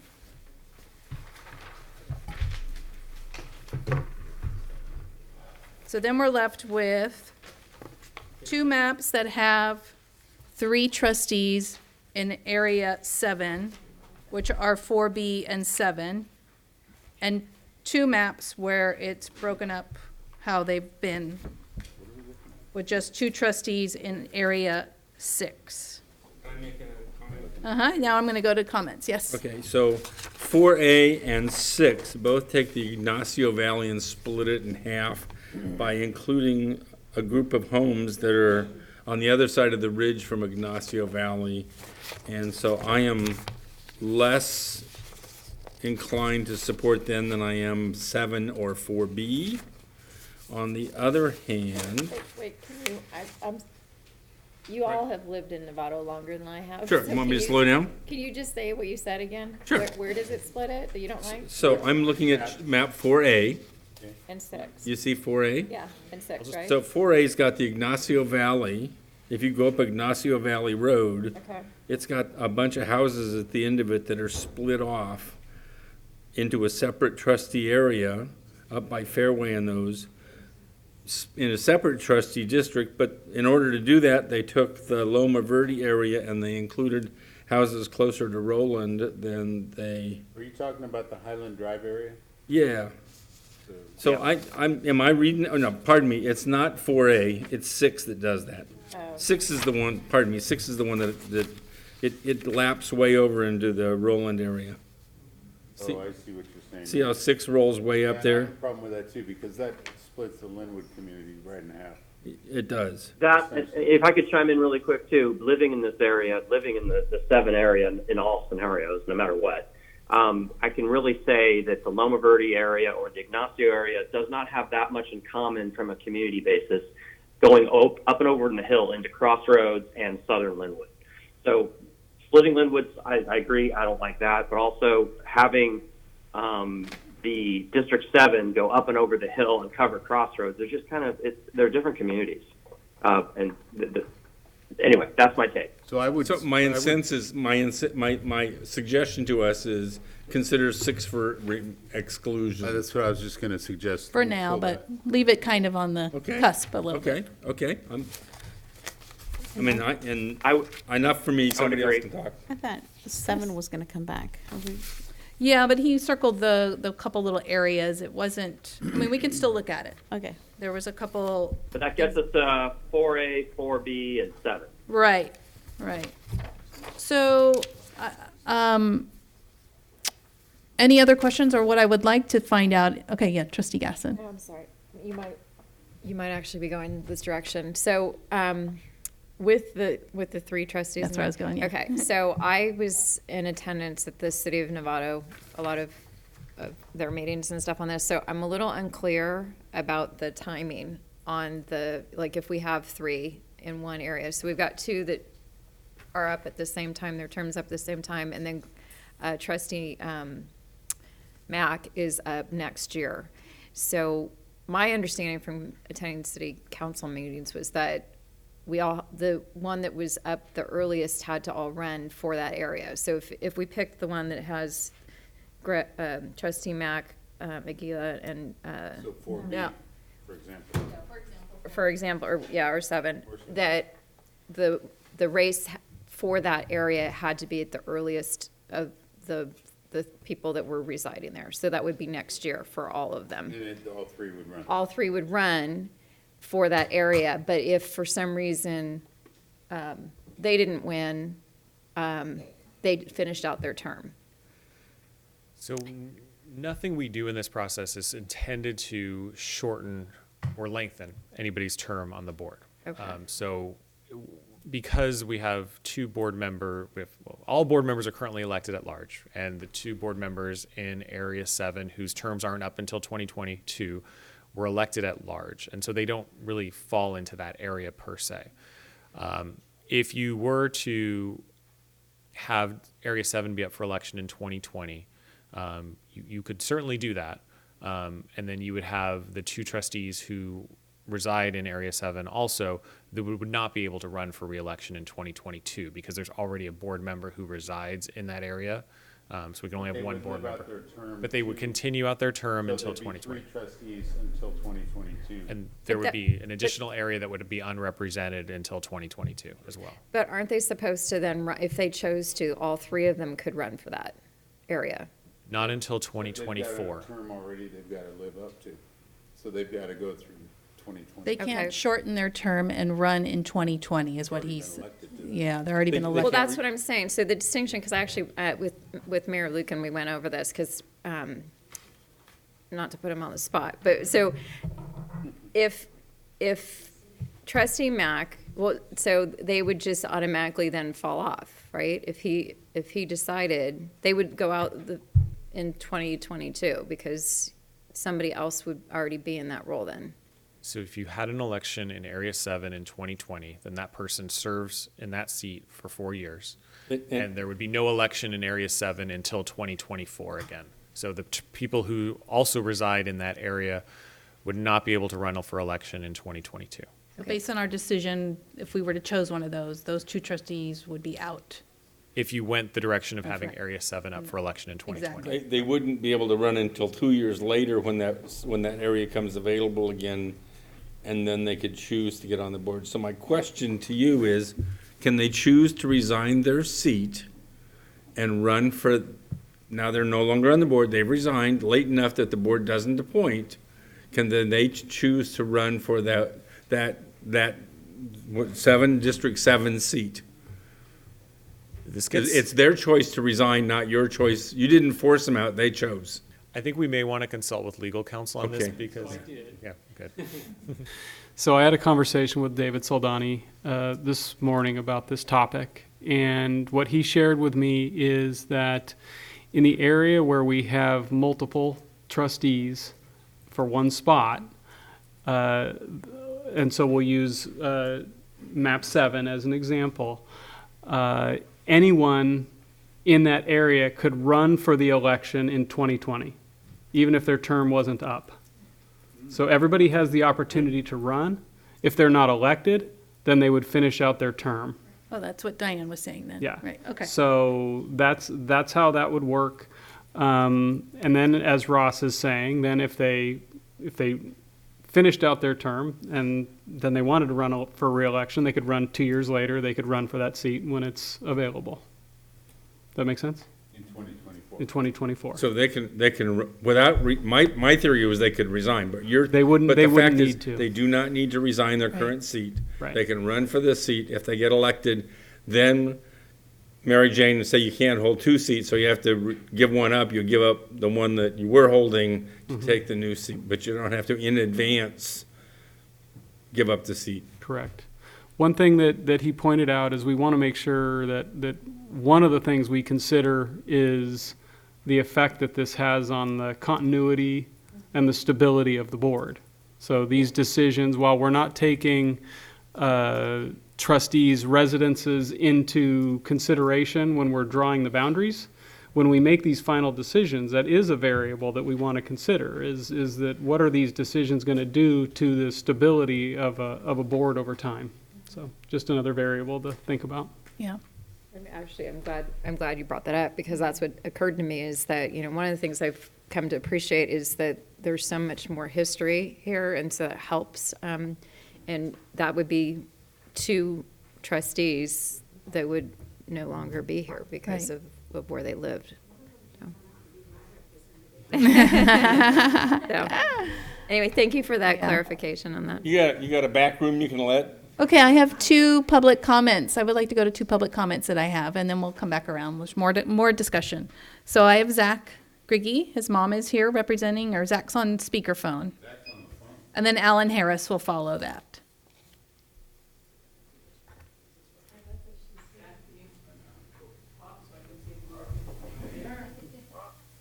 All right. Zach, you ought to be steady.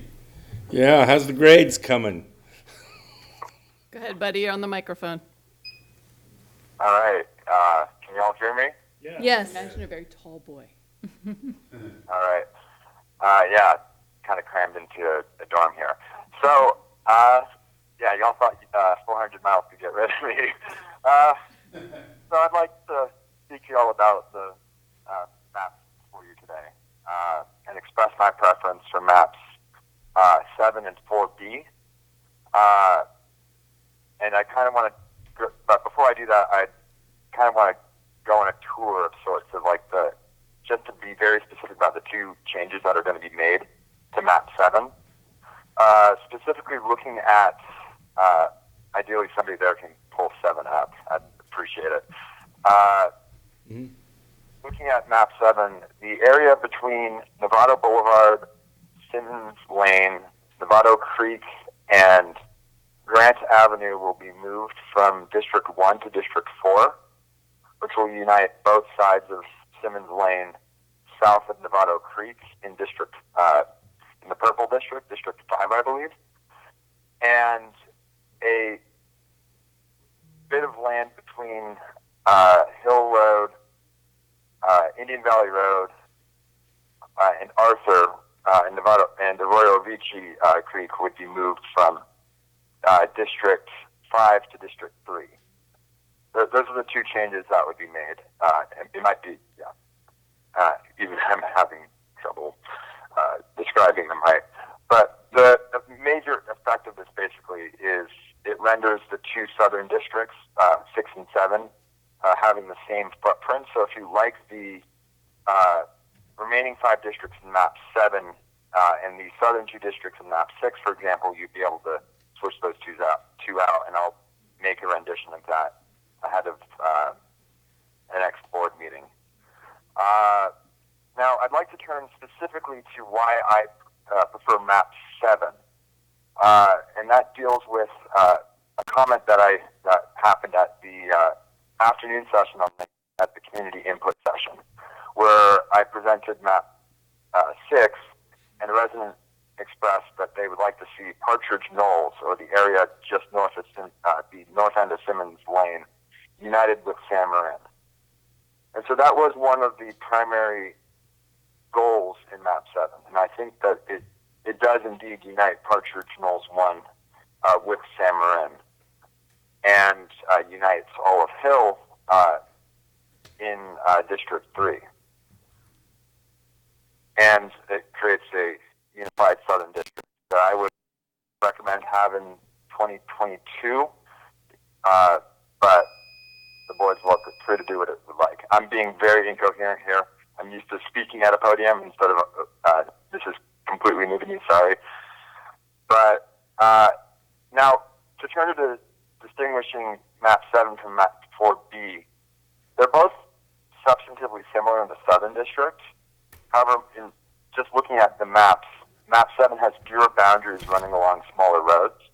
For example, around Hill Road, map 4B uses Glen Hill Court as a small road off of Hill Road as a boundary, whereas map 7 uses Tamalpais Drive. Similarly, in a similar fashion, Marion Avenue between Simmons and Simmons Lane and 8th Street are used as a boundary in map 4B, whereas they're united in District 2 in map 7. So what I really tried to do with this map is to use natural barriers as much as possible, as well as major streets. And so you'll see that Novato Creek is a significant, is the boundary between a boundary of map 5. I'm being terribly incoherent here. I'm so sorry.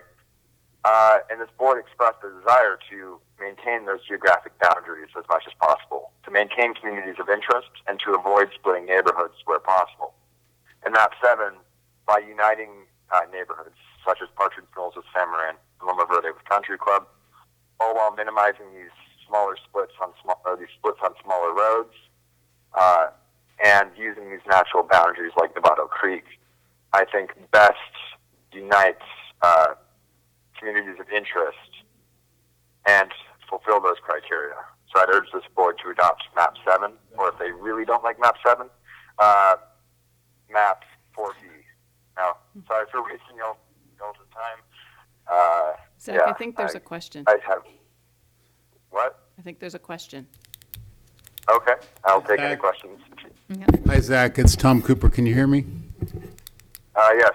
Okay. I'm looking at, let's stay on 4B and 7. What was your thinking and logic up by Pleasant Valley in the trustee area 4 and trustee area 5? Can you explain the kind of what your thinking was there in terms of you expanded on 4B, you expanded very close up to Sutro, kind of what's going on there? What were you thinking? With regards, are you referring to, we're talking about 7, correct?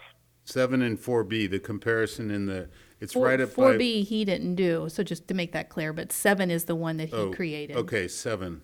It's like Linda Drive, and it's another lady's name there, I can't read it. Doris and Linda, I think, are the 2 streets. So you essentially, what you did is, it looks like you, on 7, you went directly up to, and I beg your pardon, I know you didn't do 4B. You went up to Sutro Avenue was the eastern boundary of Area 4, correct? That's in 4B. In 4B, Sutro is the eastern boundary. 4B. Yeah. Whereas in 7, Eucalyptus. Eucalyptus. Yeah, and I like that a little bit better. It's probably more inclusive into the Pleasant Valley community. Sorry. Okay. He's saying it's more inclusive of Pleasant Valley community. In 7. In map 7. In other words, I like it a little bit better. Eucalyptus boundary? Yeah, he likes the eucalyptus line instead of the sutro line. Yeah, the need for that arose. Well, this isn't the first draft that I made. The first draft I made tried to keep the line going down center, but it really messed with the blocks between eucalyptus and sutro, so I scrapped it.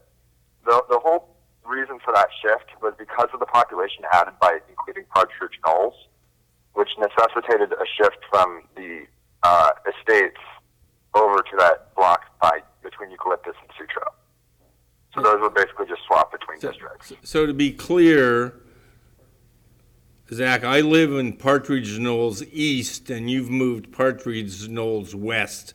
So there's a pass between them, and you know how people think about that is all those kids go to San Marin, they all go to San Ramon, they're all one community, and so dividing it in right down the middle is no more valid one line than the other. You got comments from somebody in one house, but move a block over and you'll get the same comments from a person in the next house. That's true. So I appreciate your intentions, but finally we're getting down to some arbitrary lines here.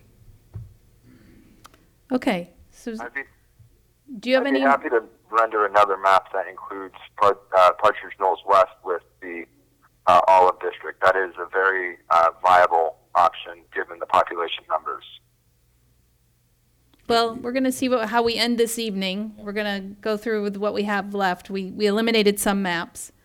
Okay, I'm going to move on to Alan Harris as our next Thank speaker. you, Zach. Thank you, Zach.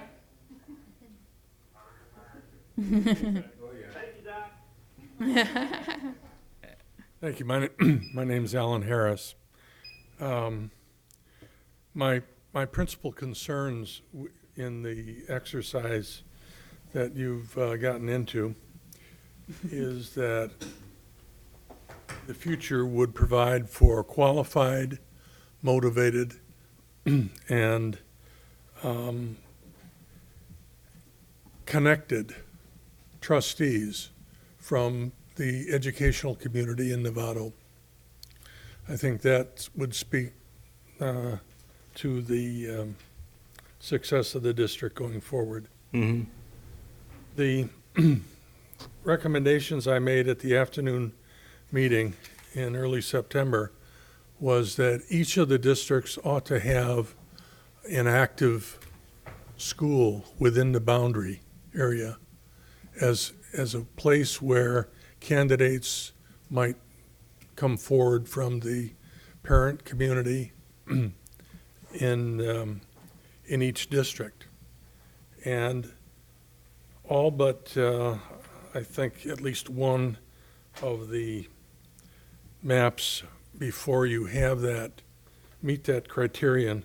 The one that doesn't meet it is 4B. It has Hill, but Hill doesn't have much of a organized parent community. It's kind of of all of the schools, it has the smallest. It has a tough time getting. The second is that for the immediate transition, the map doesn't provide a big area of discontinuity for the board, its structure and operation. That would mean that you want to find a map that minimizes the number of districts that currently have no trustees. And I think all of the maps have at least one district with no trustee, but some have two. And I would not recommend those maps. I'm not an expert on the population. It'll always change. I know the center part of town is going to get a lot of new public housing, probably 300 or 400 or 500 people in there, and you ought to consider that going forward. Otherwise, Thank you. Great job. Thanks. Good luck. Appreciate your comments, Alan. Thank you. All right, bring it back to the board. Trustee Gasson. I just was curious, listening to everyone, since we live in these neighborhoods, like for me, it's hard. I mean, I actually came here with no opinion really on anything. Partly because I only really know where I live and what communities, but I'm noticing a couple of things just for myself, what looks better. And I don't know if that would be helpful, but if, to say why it makes sense, which map. I'm ready to say why on something. Okay. Or Yeah. Again, I can only speak to my area because, Okay. for example, Trustee Mac, his knowledge of, I didn't even know that one area he lives in is unincorporated until I met him. So there's a lot of intricacies. So in regards to your area. So I just thought, at least for me, it would be helpful to Absolutely. know if people Sure. thought a certain thing about, just the few maps that we're still looking at. Okay, let's do that. And part of the reason I was saying that was because I was sitting here and we were talking about, I actually like 4B a little bit better, where the community I am in is a lot more kind of rural, not a lot of downtown. And when you take a look at like 7, I actually liked 7, but then you look at, so I'm in Trustee Area 5, the pinkish color, that extends way past Center. Into, a different kind of neighborhood, whereas on 4B, it goes up that way. So on 4B, it's more, vineyard and mill and. It goes above Novato Boulevard is what you're saying on 7, right? On 7. Yeah, okay. Yeah. Got So, so just from and I like the ones that have the San Ramon. At first I thought it was weird going across into like Darrell and stuff like that, but that makes sense. That's all kind of these neighborhoods of that kind. So that was my observation on those and why I was leaning towards 4B. Again, going back to what I said, I kind of am not a fan of one district or area that has the 3 trustees, but I'm not as familiar with that. All right. I'm going to just rattle off what I've looked at and, my pros and cons of a couple of these. I am not interested in doing 3 board members in one district. I think it speaks to what Chris was saying, the continuity and stability of the board. I think that just wreaks havoc with us a little bit. We don't need to go down that path. We have a good map here. I think 4A is the map that I like. It keeps Greg in District 7 and keeps, separates, so there's no 3 trustees in one area. I think it corrected the things that we were speaking to. It like in Diane's area, what she just spoke to at Center, it stops at Center. It doesn't go above Novato Boulevard. And so it captures all of San Marin. It takes the green point and puts it in Area 2. And again, as we said, it's just an improvement from Map 4. And it just, for me, it works well. And I think in Greg's area, in 7, it captures Loma Verde and captures Point Marin across Ignacio, but doesn't go up and over the hill into Linwood. This is a good map for me. I mean, there's always tweaks, and we can sit here and tweak all day, but it's regards to, isn't it, Larry, it's the census, or not the census, the precincts, as you move lines, it's not like drawing a boundary for a school boundary. You can't just go, I want to go down this street. It's not that simple. Correct, and you'll see some of these areas may not be ideally what we'd like them to be. I kind of explain it as Lego blocks. Think of the census blocks as Lego blocks, and you have to kind of live with the shape of the Lego block. You can't build however you'd like it sometimes, and so you may have one that crosses a creek that you may not like in a certain area, or extend from one neighborhood to another that, to your knowledge, doesn't make sense, but to a map maker in Washington, D.C., it did. And so we are stuck with how these census blocks are shaped, and we have to live with those. Okay, thank you. So I was saying precincts and its census, I apologize. So in 5, I didn't like, which we've already decided that we'd take out. And so 4B and 4-7 have the 3 trustees. Now, if Trustee Nell, Aguila, and Mac are like, hey, I like these, I will support it. If you guys want to go and do that and battle it out, have at it. But I just don't think it's effective for this board. I think keeping it the 2 and the 1 is better for me. So that's where I'm at. Anybody else? Trustee Mac, would you like to chime in at all, or? I would just pose a question to Trustee Nell and Aguila. That district shape, how does that work for you guys? Going into Linwood, basically, and up and over San Jose or Sunset. So in 6, in Nell and Aguila, you're, where San Jose is, So- you go down 4A. Sunset. Yeah, 4A. So Greg's talking about you guys going down into the Linwood area, where Good Shepherd is, I believe, and.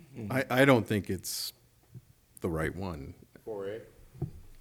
4A's division of the south is going up over Sunset into Linwood,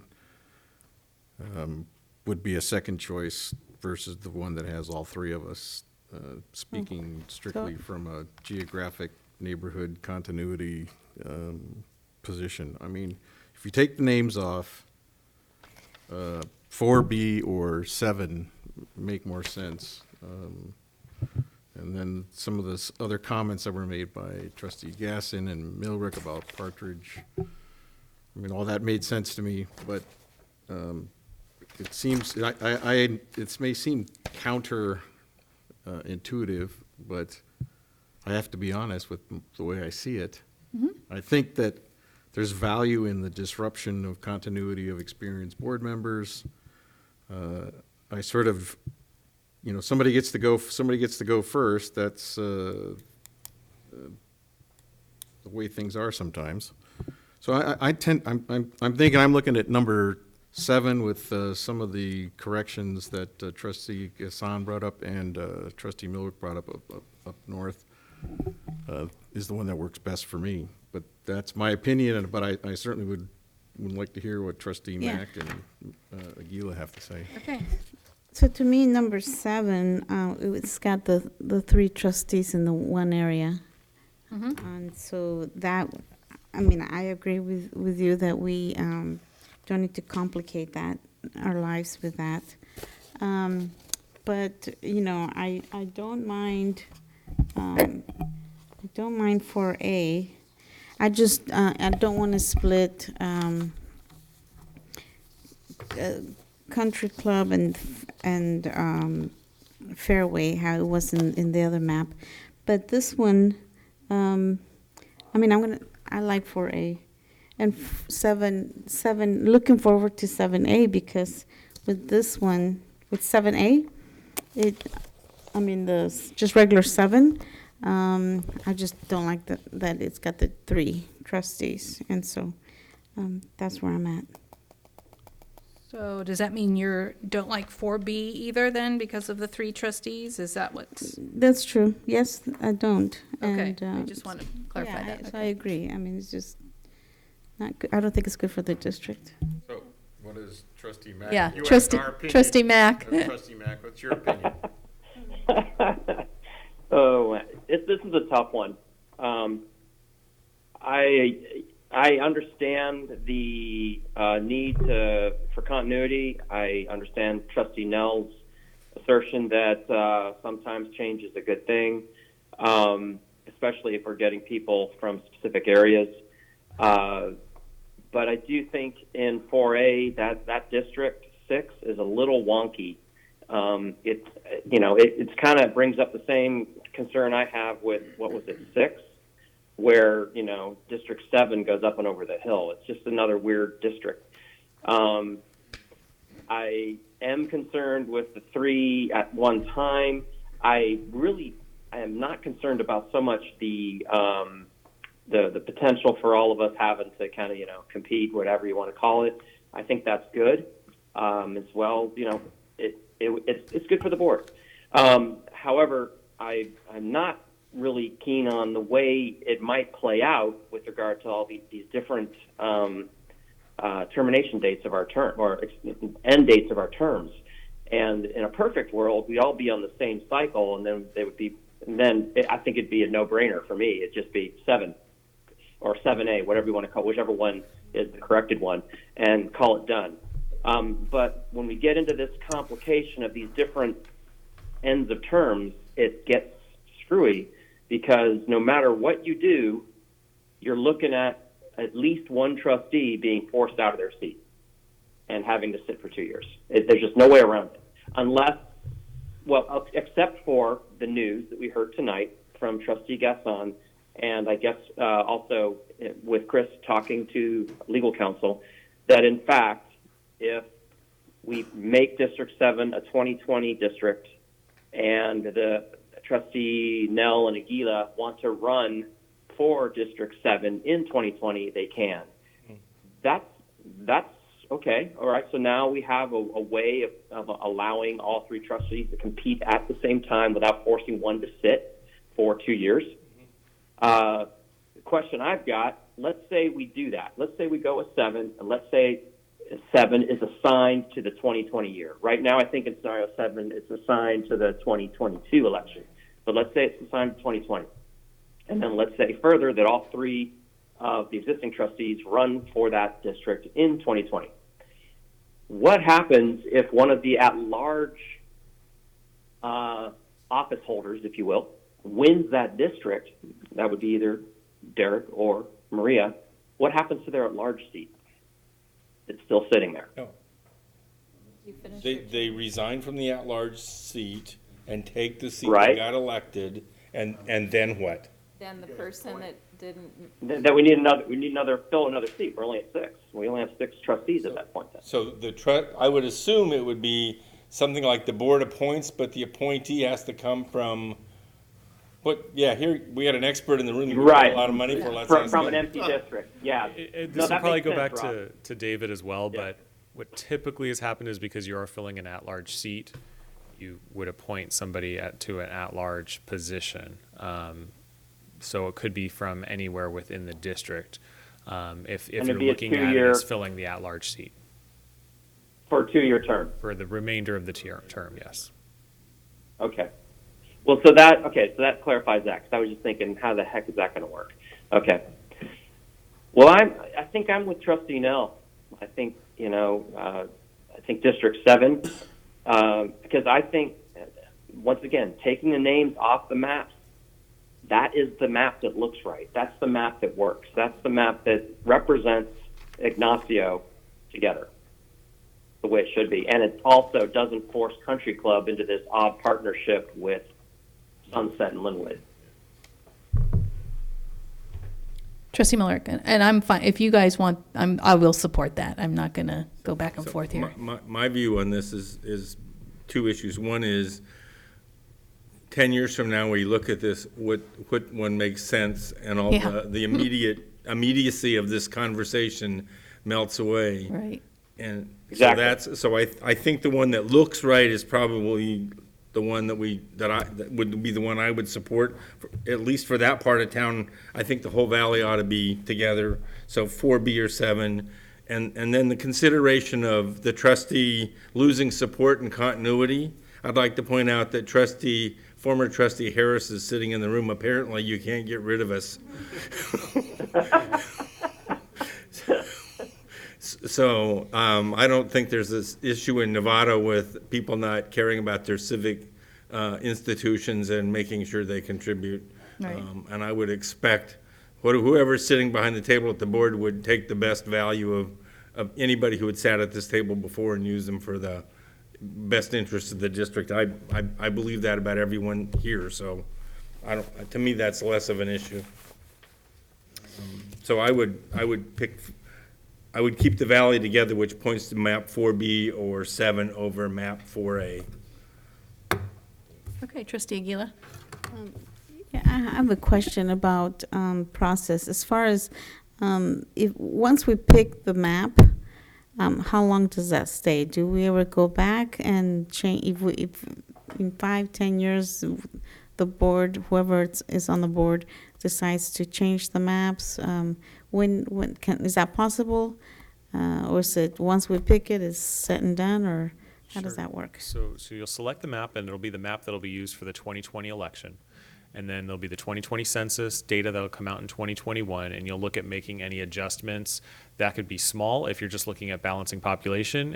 It could be larger if you guys like to torture each other a little bit, and go through more of this process again. And then you're required to look at it every 10 years after the census and making adjustments. Again, if you guys like this game, you can certainly do it more often. I think the superintendent might not be a vote for that, but you certainly can do it more often than every 10 years, but just required to do it every 10 years. But one additional point. Yes. This district was formed by the Black Point School District, the San Jose School District, and the Novato District, and became a unified school district. And if you look at 4B and 7, it honors the Ignacio Valley, it honors the Black Point community, and the rest of Novato. It seems like, 100 years later, we're still reflecting the community that was there. So as much as we think things are changing, it looks like things haven't changed that much. Right. I'm going to have we have Mariah Fisher as a public comment. Oh, so okay. Come on up, Mariah.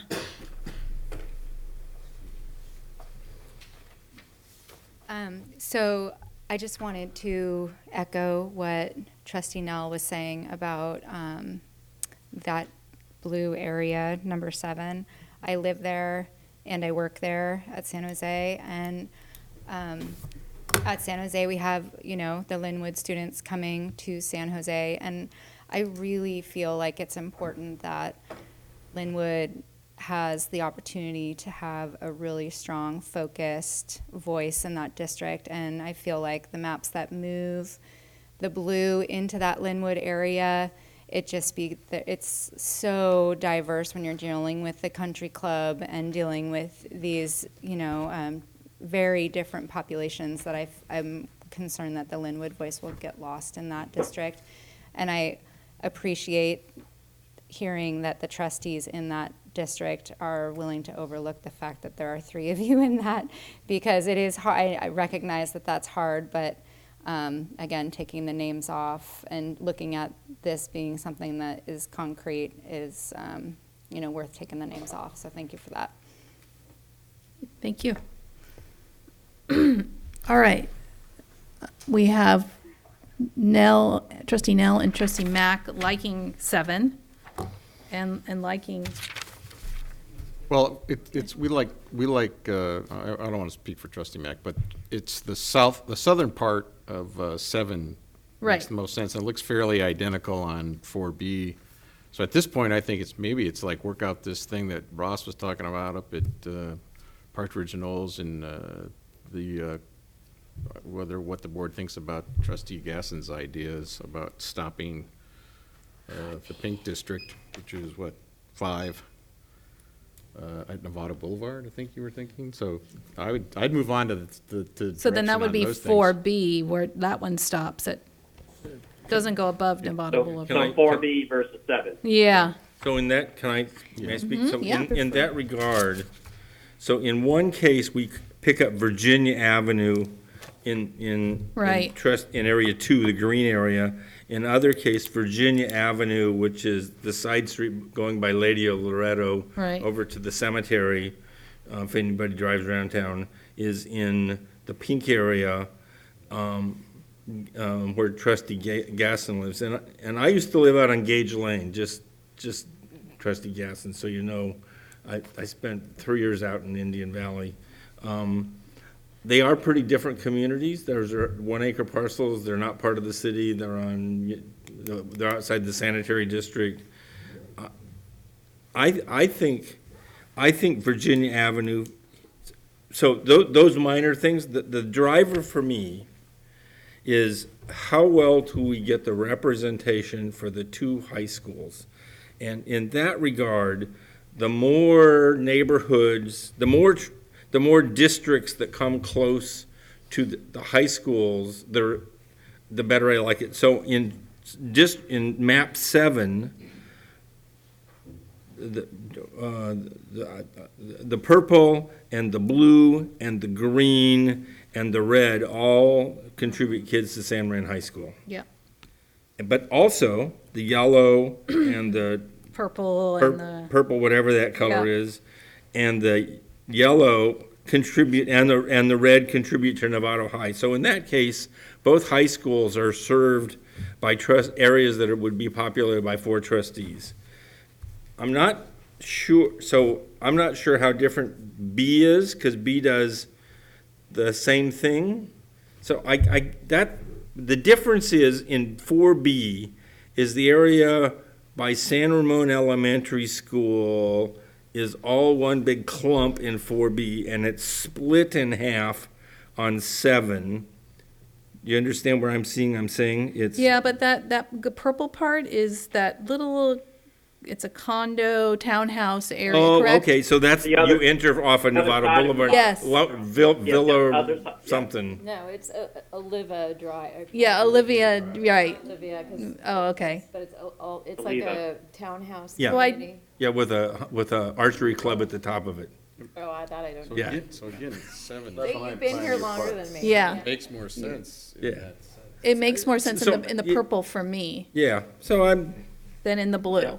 my issue about balancing the high schools, probably they're about the same. I'm sitting here trying to. You mentioned that last time, I remember, Yeah, and yeah, so, well, I see what you mean, yeah, for sure. It's just something for us to think about and have thought, you know. Let me just double check with Larry, the little changes you're gonna make on 7, can you bring that back up? Phyllis, what's the name of that? Is that gonna shift what we've been talking about with, on 7, the purple goes up into, Daughter's name, which is why she notices it. Yes, right. Yep. is that the new change? So this is not reflecting the change yet, but those will Oh. be the changes will be around here and around Hill. So those will be the 2 areas with some change that Zach was talking about. Well, so I'm not ready to sign up for something I can't see, so I'd sign up for 7, but I'd like to see that. 7A, 7A. 7 corrections, yeah. Well, but I don't Yeah. know what corrected means, so. Well, just the map itself. So we can bring, so this wasn't, we're gonna have another public hearing. Like this. I think he just got talked into it by a bunch of. Yo, crazies. no. Point of order. Yeah, no. Trustee Millerick and Matt and Trustee Nell. Right, so we were solving the world's problems. Okay, Apparently, yeah. we didn't have enough time, We're talking about Partridge Knoll. So the issue is, should Partridge Knolls 1, which got shoved into the blue area because the person who lives in Partridge Knolls 2 didn't speak to Zach, only the person in Partridge Knolls 1 spoke. So if you push that back to where it was and go up Simmons, I don't know if that's part of the change that you're proposing in 7A or not. I mean, it literally has to do with who walked in Yeah. the room the day he was guessing the map from Irvine. And I would like to keep all the Partridge Okay, Knolls I together. have Trustee Cooper, who has not had a See, I told you. chance. He has the floor. I'm going to speak. So I just want to clarify, I know we've had a great discussion here. I'm good with either 4B or 7, I think. Just to clarify the process, we're not going to decide on a map tonight anyway, so I think we've Just done trying a to good get it job down and paring narrow it it. down. Yeah. 6 is, where are we going with 6? I don't like 6. Have we already gotten rid of that, or? No, we haven't. Okay, so that's done? I would get rid of 6. Yeah. I'm good. 6 is gone. Is everybody good with that? Greg, you want map 6? No, Okay, thank you. good. All right, So 6 then, is gone. Are we, I'm just trying to help facilitate this, because Whoa, wait a minute. for personal reasons. What, have I not been facilitating this meeting? I'm sorry, I didn't. I can leave early. No, you better not. What are Okay. we, where are we at with 4A? That's the one that I liked, but if I have the majority of the board says I'm fine with the 3 board members in one district, one area, So why don't we have 3 maps? I can go, I'll go that way. You know, if they want the 3, if they're okay with 3, I'm okay with 3. Good, then we're down to 2 maps. Yeah. I'm prepared to eliminate 4A. I think Greg Mack was. Don't be so quick. Hold on. No. Trustee Aguila. Yeah, actually. She spoke to 4A, being fine with 4A, that's why. Yeah, I was looking at 4A, and no, I actually changed my mind. How about that? But I do like, I'm okay with see, 4A, 4B, and, yeah, and then 7, I still would like to see the 7A, the new version. So, Trustee Nelia. Just want to get clarity, Trustee Aguila, it sounded like you said 4A, but did you mean that you wanted to refine 4B and 4.7? And 4B and 7? Because that's what, I heard you say 4A, but I wanted, as far as I'm okay if we keep it and then have more conversation about it, but I was talking about 4B, and I'm okay with that. All right, so She still wants to keep this at play. we'll keep 4A, 4B, and 7, and we'll come back with 7A with a little tweaks. Are we good? Trustee Nell? No. I don't even live up there, but I there's something not right about, I think the top of 4B, where area 4 is overlapping with area 2 if you took that line at the top and moved it to 7s, I think that's a better way to split those two up there at the top, but like I said, I'm trying to figure out where. He said the wrong color, I think. It's the blue, I think. which top do you prefer? I'm lost. Talking about north of Sinaloa. I think this top is better on B, but I don't. Actually, that.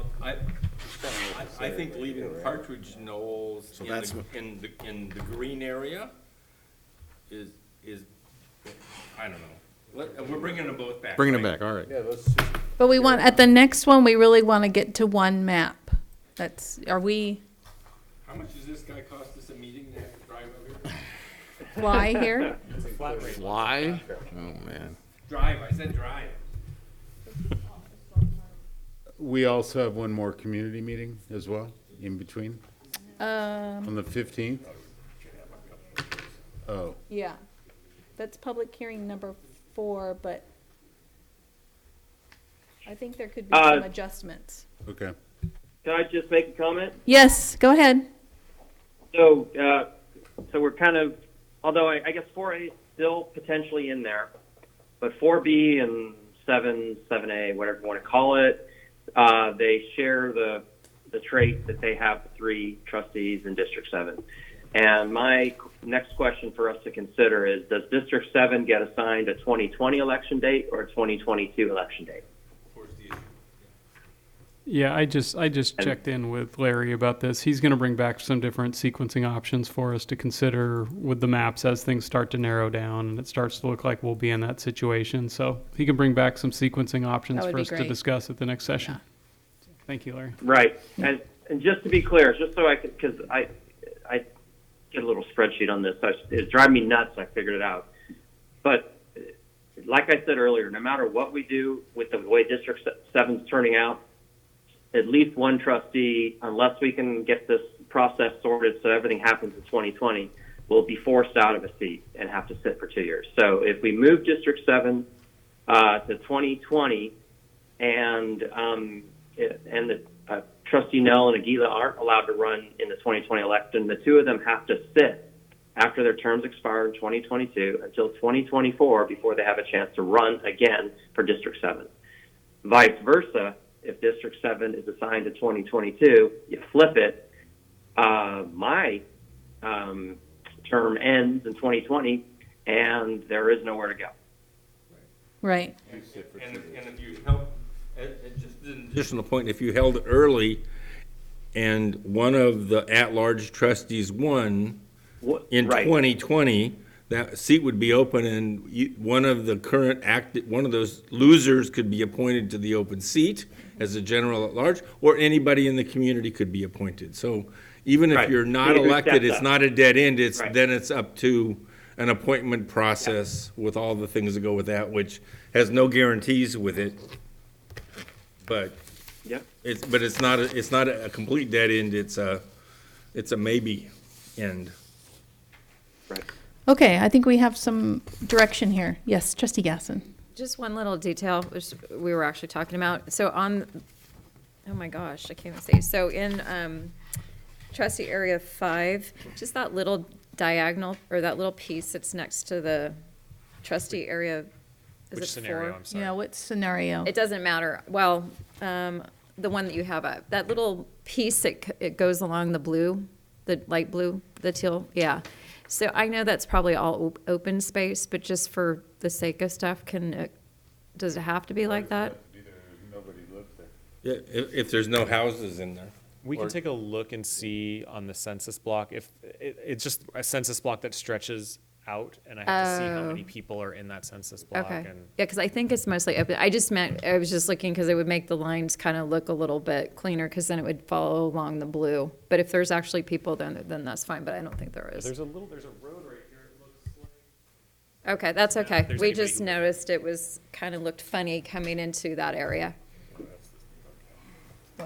Trying to figure what this. What do you follow? It wasn't a big deal, but if he's going to do it, we're going to be. It looks funny. It does look funny if it just creates. Okay, so I think we're ready to wrap this up. We had scheduled, the next public hearing was on the 15th, but based on bringing back 4 maps probably with addition of 7A. So 4A, 4B, 7, and 7A will come back. We'll see if we can schedule another meeting like this. We're going to check with our attorney. Otherwise, it'll be public hearing 4 on the 15th. So we're still in limbo on that. And I guess that's it. Are you good? Good. Okay, thank you very much. Thank you very much. All right, let me find my agenda. Hold on. Buried here. There it is. Okay. We will move on to 14C. This is approving the California School Employees Association, otherwise known as CSCA, initial proposals to reopen contract negotiations. And we have Yancey coming on up. Jonathan is not here, so Yancey's going to be handling this item. Point of order. You've lost Trustee Cooper, Yep. Trustee Gassan, and I don't know if we want to check with Trustee Mac or not, but just want to acknowledge Right. that we're moving into a non-voting area of the agenda. And Well, these two are The voting. quorum. We have 2 more that are votes. They should be pretty quick. Trustee Mac, can you hang on a little bit more? Yeah. It's really late here. I appreciate it. Okay. All right. All right, so let's. All right. If these are very controversial, let's get through them and see what we got. Yeah, I mean. All right. I don't believe this item will be very controversial, but I am pinch hitting for Assistant Superintendent Ferrer. He's at a conference right now, but each year negotiations with our unions begin with the sunshining of proposals. Attached to the board cover is CSCA's initial interests for the 2019-2020 negotiations year. NUSD's interests are scheduled to be brought, their initial interests are scheduled to be brought at the next meeting on the October 15th. And so this, by approving this, the board is opening up negotiations with our partners in CSCA for the 2019-20 year. With that, I'm happy to open it up to questions. All right, questions? If there are no questions, this is a discussion action. Trustee Nell? I'll move acceptance is what we're essentially doing. Yeah, Correct. Yes. Second. Okay, so we have a first by Trustee Nell, a second by Trustee Aguila. The roll call vote, Trustee Millerick? Aye. Trustee Nell? Aye. Trustee Mac? Aye. Thank you. Trustee Aguila? Aye. And Trustee Butler is aye. That is 5-0-2 absent. And that takes care of that. All right. Item 14D, review and approve Marin County Office of Education recommended revisions to our LCAP, Local Accountability Control Plan. Hi, Amy. Hi, thank you, trustees. So by way of just a reminder, we've attached it on the board agenda, but we received a letter August 7th from Marin County Office of Education. They had 2 areas that they asked us to improve upon in our LCAP in order to receive approval from the county office. The first was the budget overview for parents. You can see on the LCAP updates that we've provided you that budget overview is now very robust and very clear about our funding allocations and how they are spent. The second was the demonstration of increased or improved services, and we wrote a response around what those increased or improved services was for submission. Yesterday, we received a phone call from the Marin County Office of Education asking for that improvement of services to be even more robust and more detailed. So we spent the afternoon as a team really telling the story. I really want to emphasize for the board that we have not altered any action item. We have not altered the plan in any significant way. All we've done with this story is taken the elements that are included in the previous 188 pages and bringing them together in a synthesis at that final page. Because this is our last year with this 3-year LCAP, that was an important story to tell and to reference back the thinking that went into those actions and why we've made the decision to continue with that.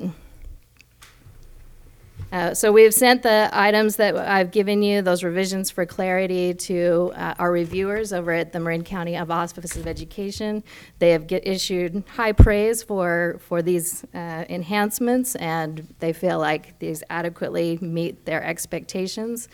I think a lot of what's going into these elements is with this 3rd and final year, we've seen some of our sister districts face litigation for not making this very transparent and overt.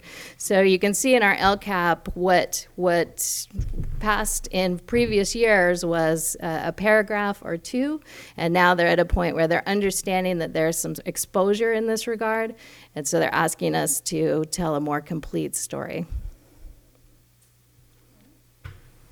Thank you. Trustee Millerick. So your representation is you've reviewed the changes with the county and they will approve this submission? Yes. We And- feel very confident that this will be adopted at their October 8th meeting and that we have met all their expectations for clarity. Their October 8th meeting, which means we got to pass this tonight. We can't wait until we have a full board. So with that, I'll move adoption of the LCAP.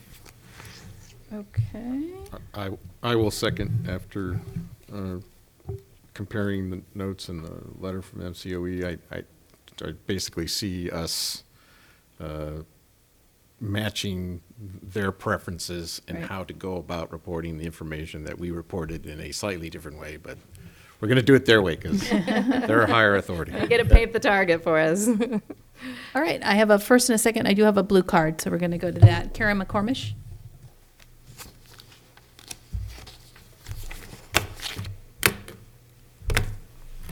Thank you again, board members. This is a 188-page document, so I'll try my best to keep my comments to 3 minutes.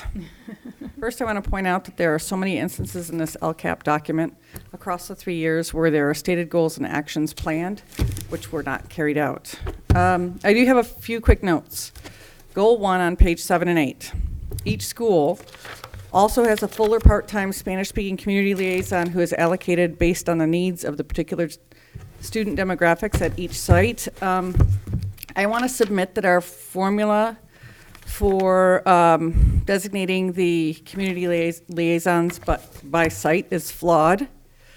If we're allocating community liaisons based on the EL population and not the communication language of our families, then we're not providing enough communication assistance in middle school and high school, because the students have gained their ability to speak English, but the families still need that support and communication. So that's the first one. That's on page 7 and 8. Still under goal 1, there was a line item to reduce class size for 4th and 5th grade. And I don't see anything where the action item is followed up on. Page 17 and 18 is another area, this is a quote from it, another area of need is to ensure all students have access to high quality math and ELA curriculum and instruction, as demonstrated by the decrease in CASP scores for all student groups. The district will continue to utilize instructional coaches and provide specific strategic instruction support to teachers to ensure instruction is differentiated and aligned with the standards. This part of the review was made in 2017 and 2018, and I wonder what the 2018 and 2019 results show. I wasn't able to get to the 2018-2019 CASP data. It's not public yet, and when I requested it, it wasn't made available to me. Data is useless unless you analyze it and dig deep into it. I'm on a data committee for Loma Verde, and we take data apart by grade level. We take data apart by the different subgroups, and I encourage you to do so when you're analyzing the data for what's working and what's not working. On page 14 and 15, under Strength and Achievement for All, there's a statement that says, NUSD finds itself in a place of stagnant growth in our academic outcomes. And while there are areas of improvement, our overall outcomes in ELA and math are declining. Our schools are failing to exceed the state average with only 55.61. It goes on with more statistics, and I would just encourage you to change. Our schools are failing to exceed the state average gains.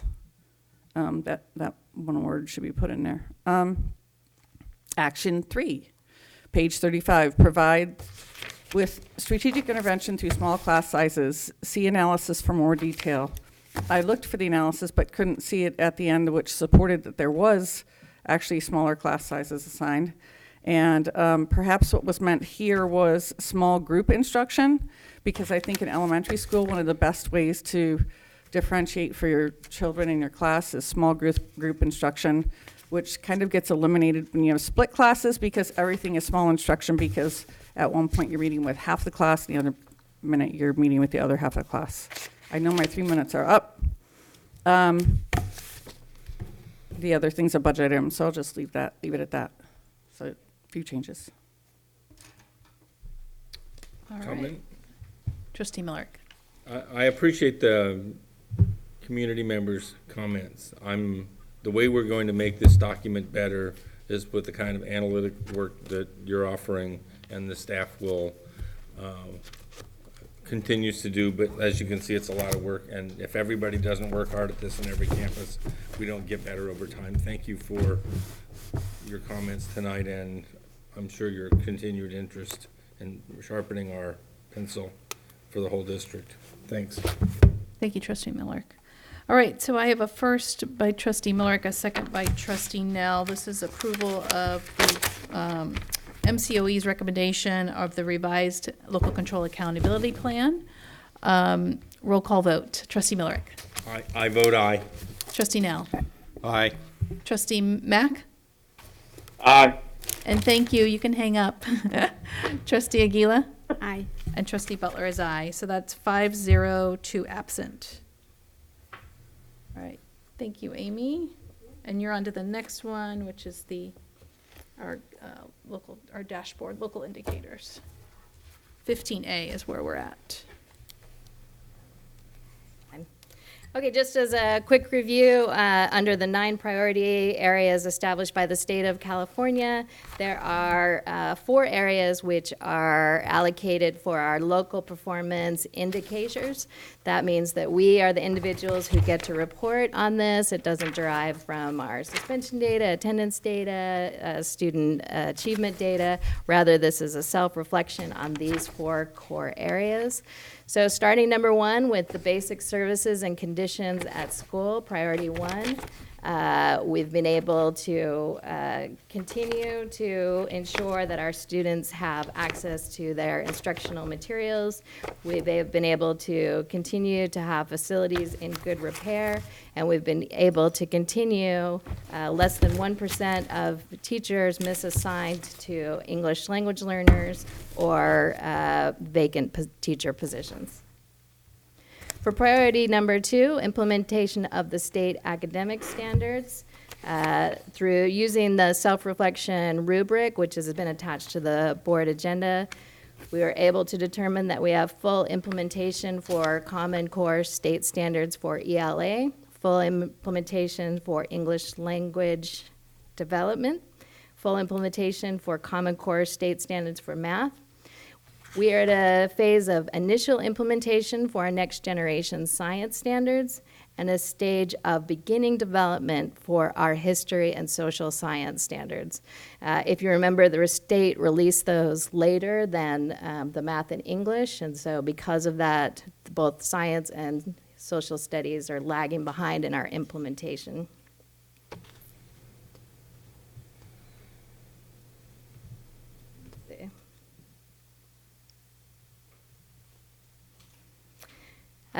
Around the area of recently adopted academic or curricular frameworks aligned to the Common Core state standards, we have full implementation for ELA, full implementation for English language development, full implementation for math, initial implementation for next generation science standards, and beginning development again for those history and social science. The LEA's progress towards implementing each of the following academic standards adopted by the state boards: initial implementation for our career technical education and room for growth, full implementation for our health education, visual and performing, and our world language. Support for teachers and administrators, engaging in the following activities with teachers and school administrators. The first, identifying the professional learning needs of the groups of teacher or staff as a whole, full implementation. Identifying the professional learning needs of individual teachers, full implementation, and providing support for teachers on the standards they have not yet mastered within the Common Core, full implementation. Priority 3 focuses on parent engagement. We return to our Youth Truth Survey, which we utilized last year in our self-rating. You can see we've seen some healthy growth around questions such as, I feel informed about important decisions regarding my school, which went from 41% in 2018 up to 63% in 2019. Statement, I feel engaged with my school, also saw growth, 37% to 56%.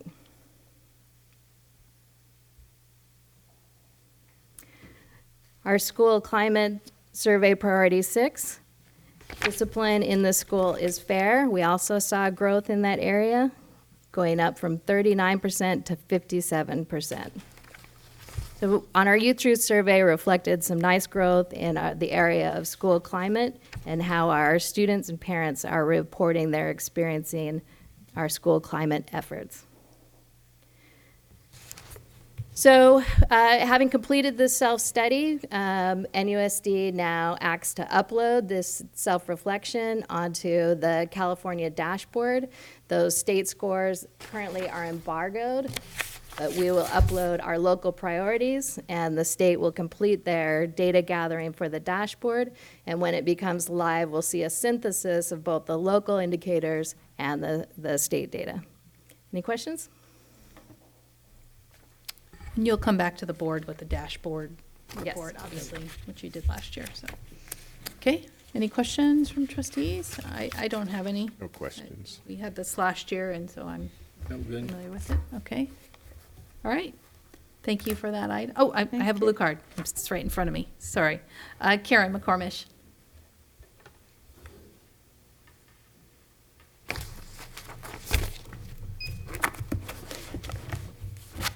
I just have one quick question, and it's not a comment, it's more of a question, is the disrepair items that appear or don't appear on the dashboard, and if we're self-reporting appropriately, I hate to keep on bringing up negative things. I'm kind of getting tired of it. So I'll look at positive things next time.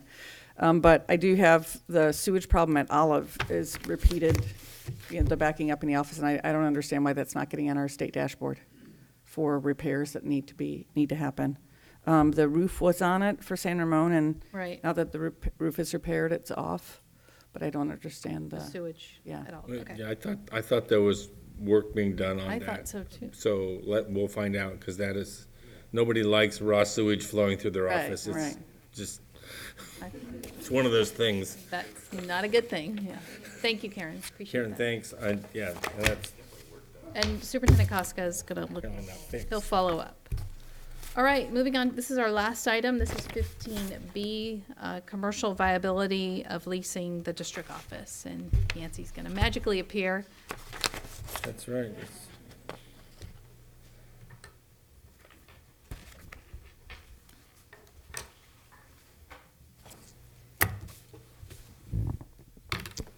All right, thank you. In 2018-19, the district put together and held an elementary school size committee. The committee had various recommendations at the end, but one of them included a recommendation to look into the possibility of renting out the district office and potentially moving the district office staff to Hill or another possible location. With that, we engaged a Michael Hooper of Campus Property Group to review the building and the property, and to and give us a report on the potential of that. And I'd like to just quickly pull up a map.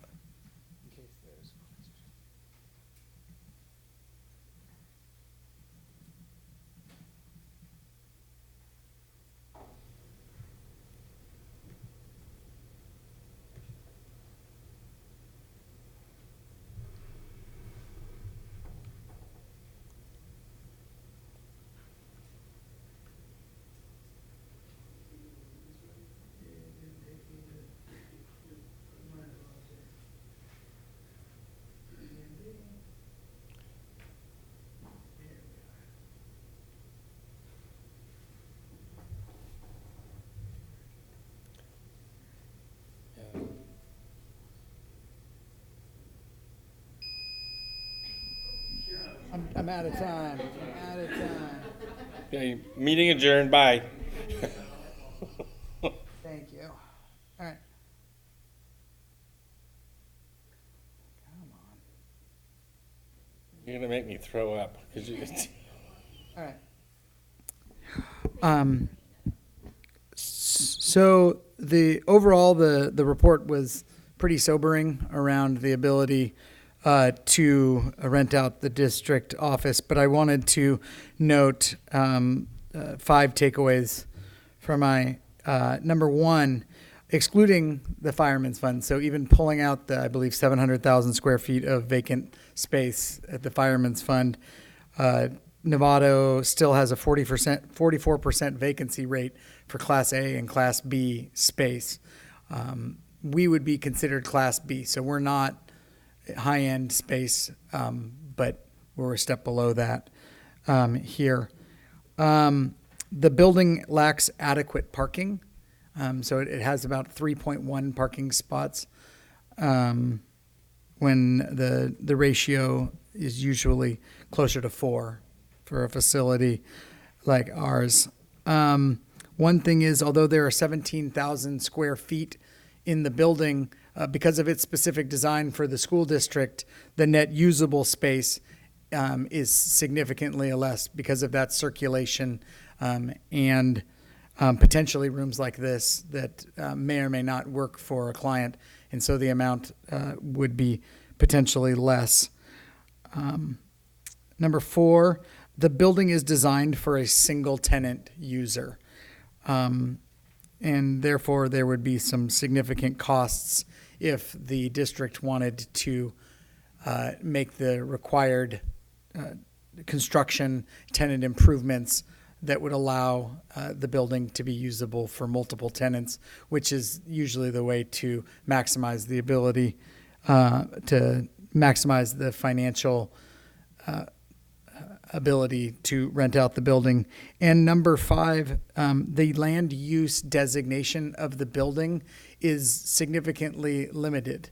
As a school district, we have some ability to use it for any of our needs, but outside of our own needs, if we're renting it out, it is very limited, and one of the most limited land use designations. So with that, I'm happy to open it up to questions. Trustee Millerick? So thank Michael Hooper. He's been a good supporter of this district and a nice, clear, concise, to the point report that looks just like the one we got 10 years ago when we did ask the same question. This thing was built, the business wing is a leftover maintenance building from a prior school site, and this building was built with a specific org chart in mind the day it was built. And before it was finished, the org chart had changed and the leadership had changed, and the existing board had been replaced by a, so the building was always sort of a white elephant kind of, it works fine exactly for what we do. It doesn't work fine for what we have now, but it works better for this than anything else you can manage. And your point is, for all the other criteria that might turn it into a commercial opportunity, not zoned, not the right class of building, not enough parking, so this is like buying a car that, if you bought an Edsel or something, you got to drive it to get your money's worth of it because nobody's going to buy it from you. Anybody else? Trustee Nell, do you have a comment? Yeah. I just want to appreciate bringing the report forward. We did ask you to convene a committee on proper school size. We're evaluating ways to cut down on our deficit spending and find ways to squeak out extra money to compensate our employees to the best of our ability. So we asked the committee to come up with some ideas. The ideas they came up with, this was one of them, and so I'm happy that we went out and made an effort. I think the due diligence has value, but unfortunately, the specific recommendation won't pan out as a result of this report, so we're going to have to find other ways to fix our deficit spending and meet our other obligations. So I appreciate you bringing it forward. I think it's definitely a bird in the hand type information. There's no doubt kind of now that it's not an opinion, it's pretty much evident. So thank you for the information. Okay. I can't add too much more to that. Thank you, Trustee Nell.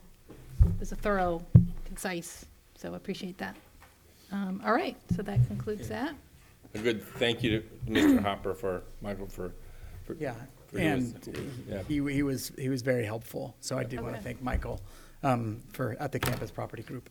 Nice.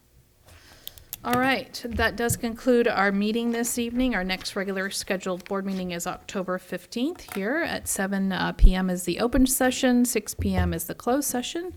This meeting's adjourned.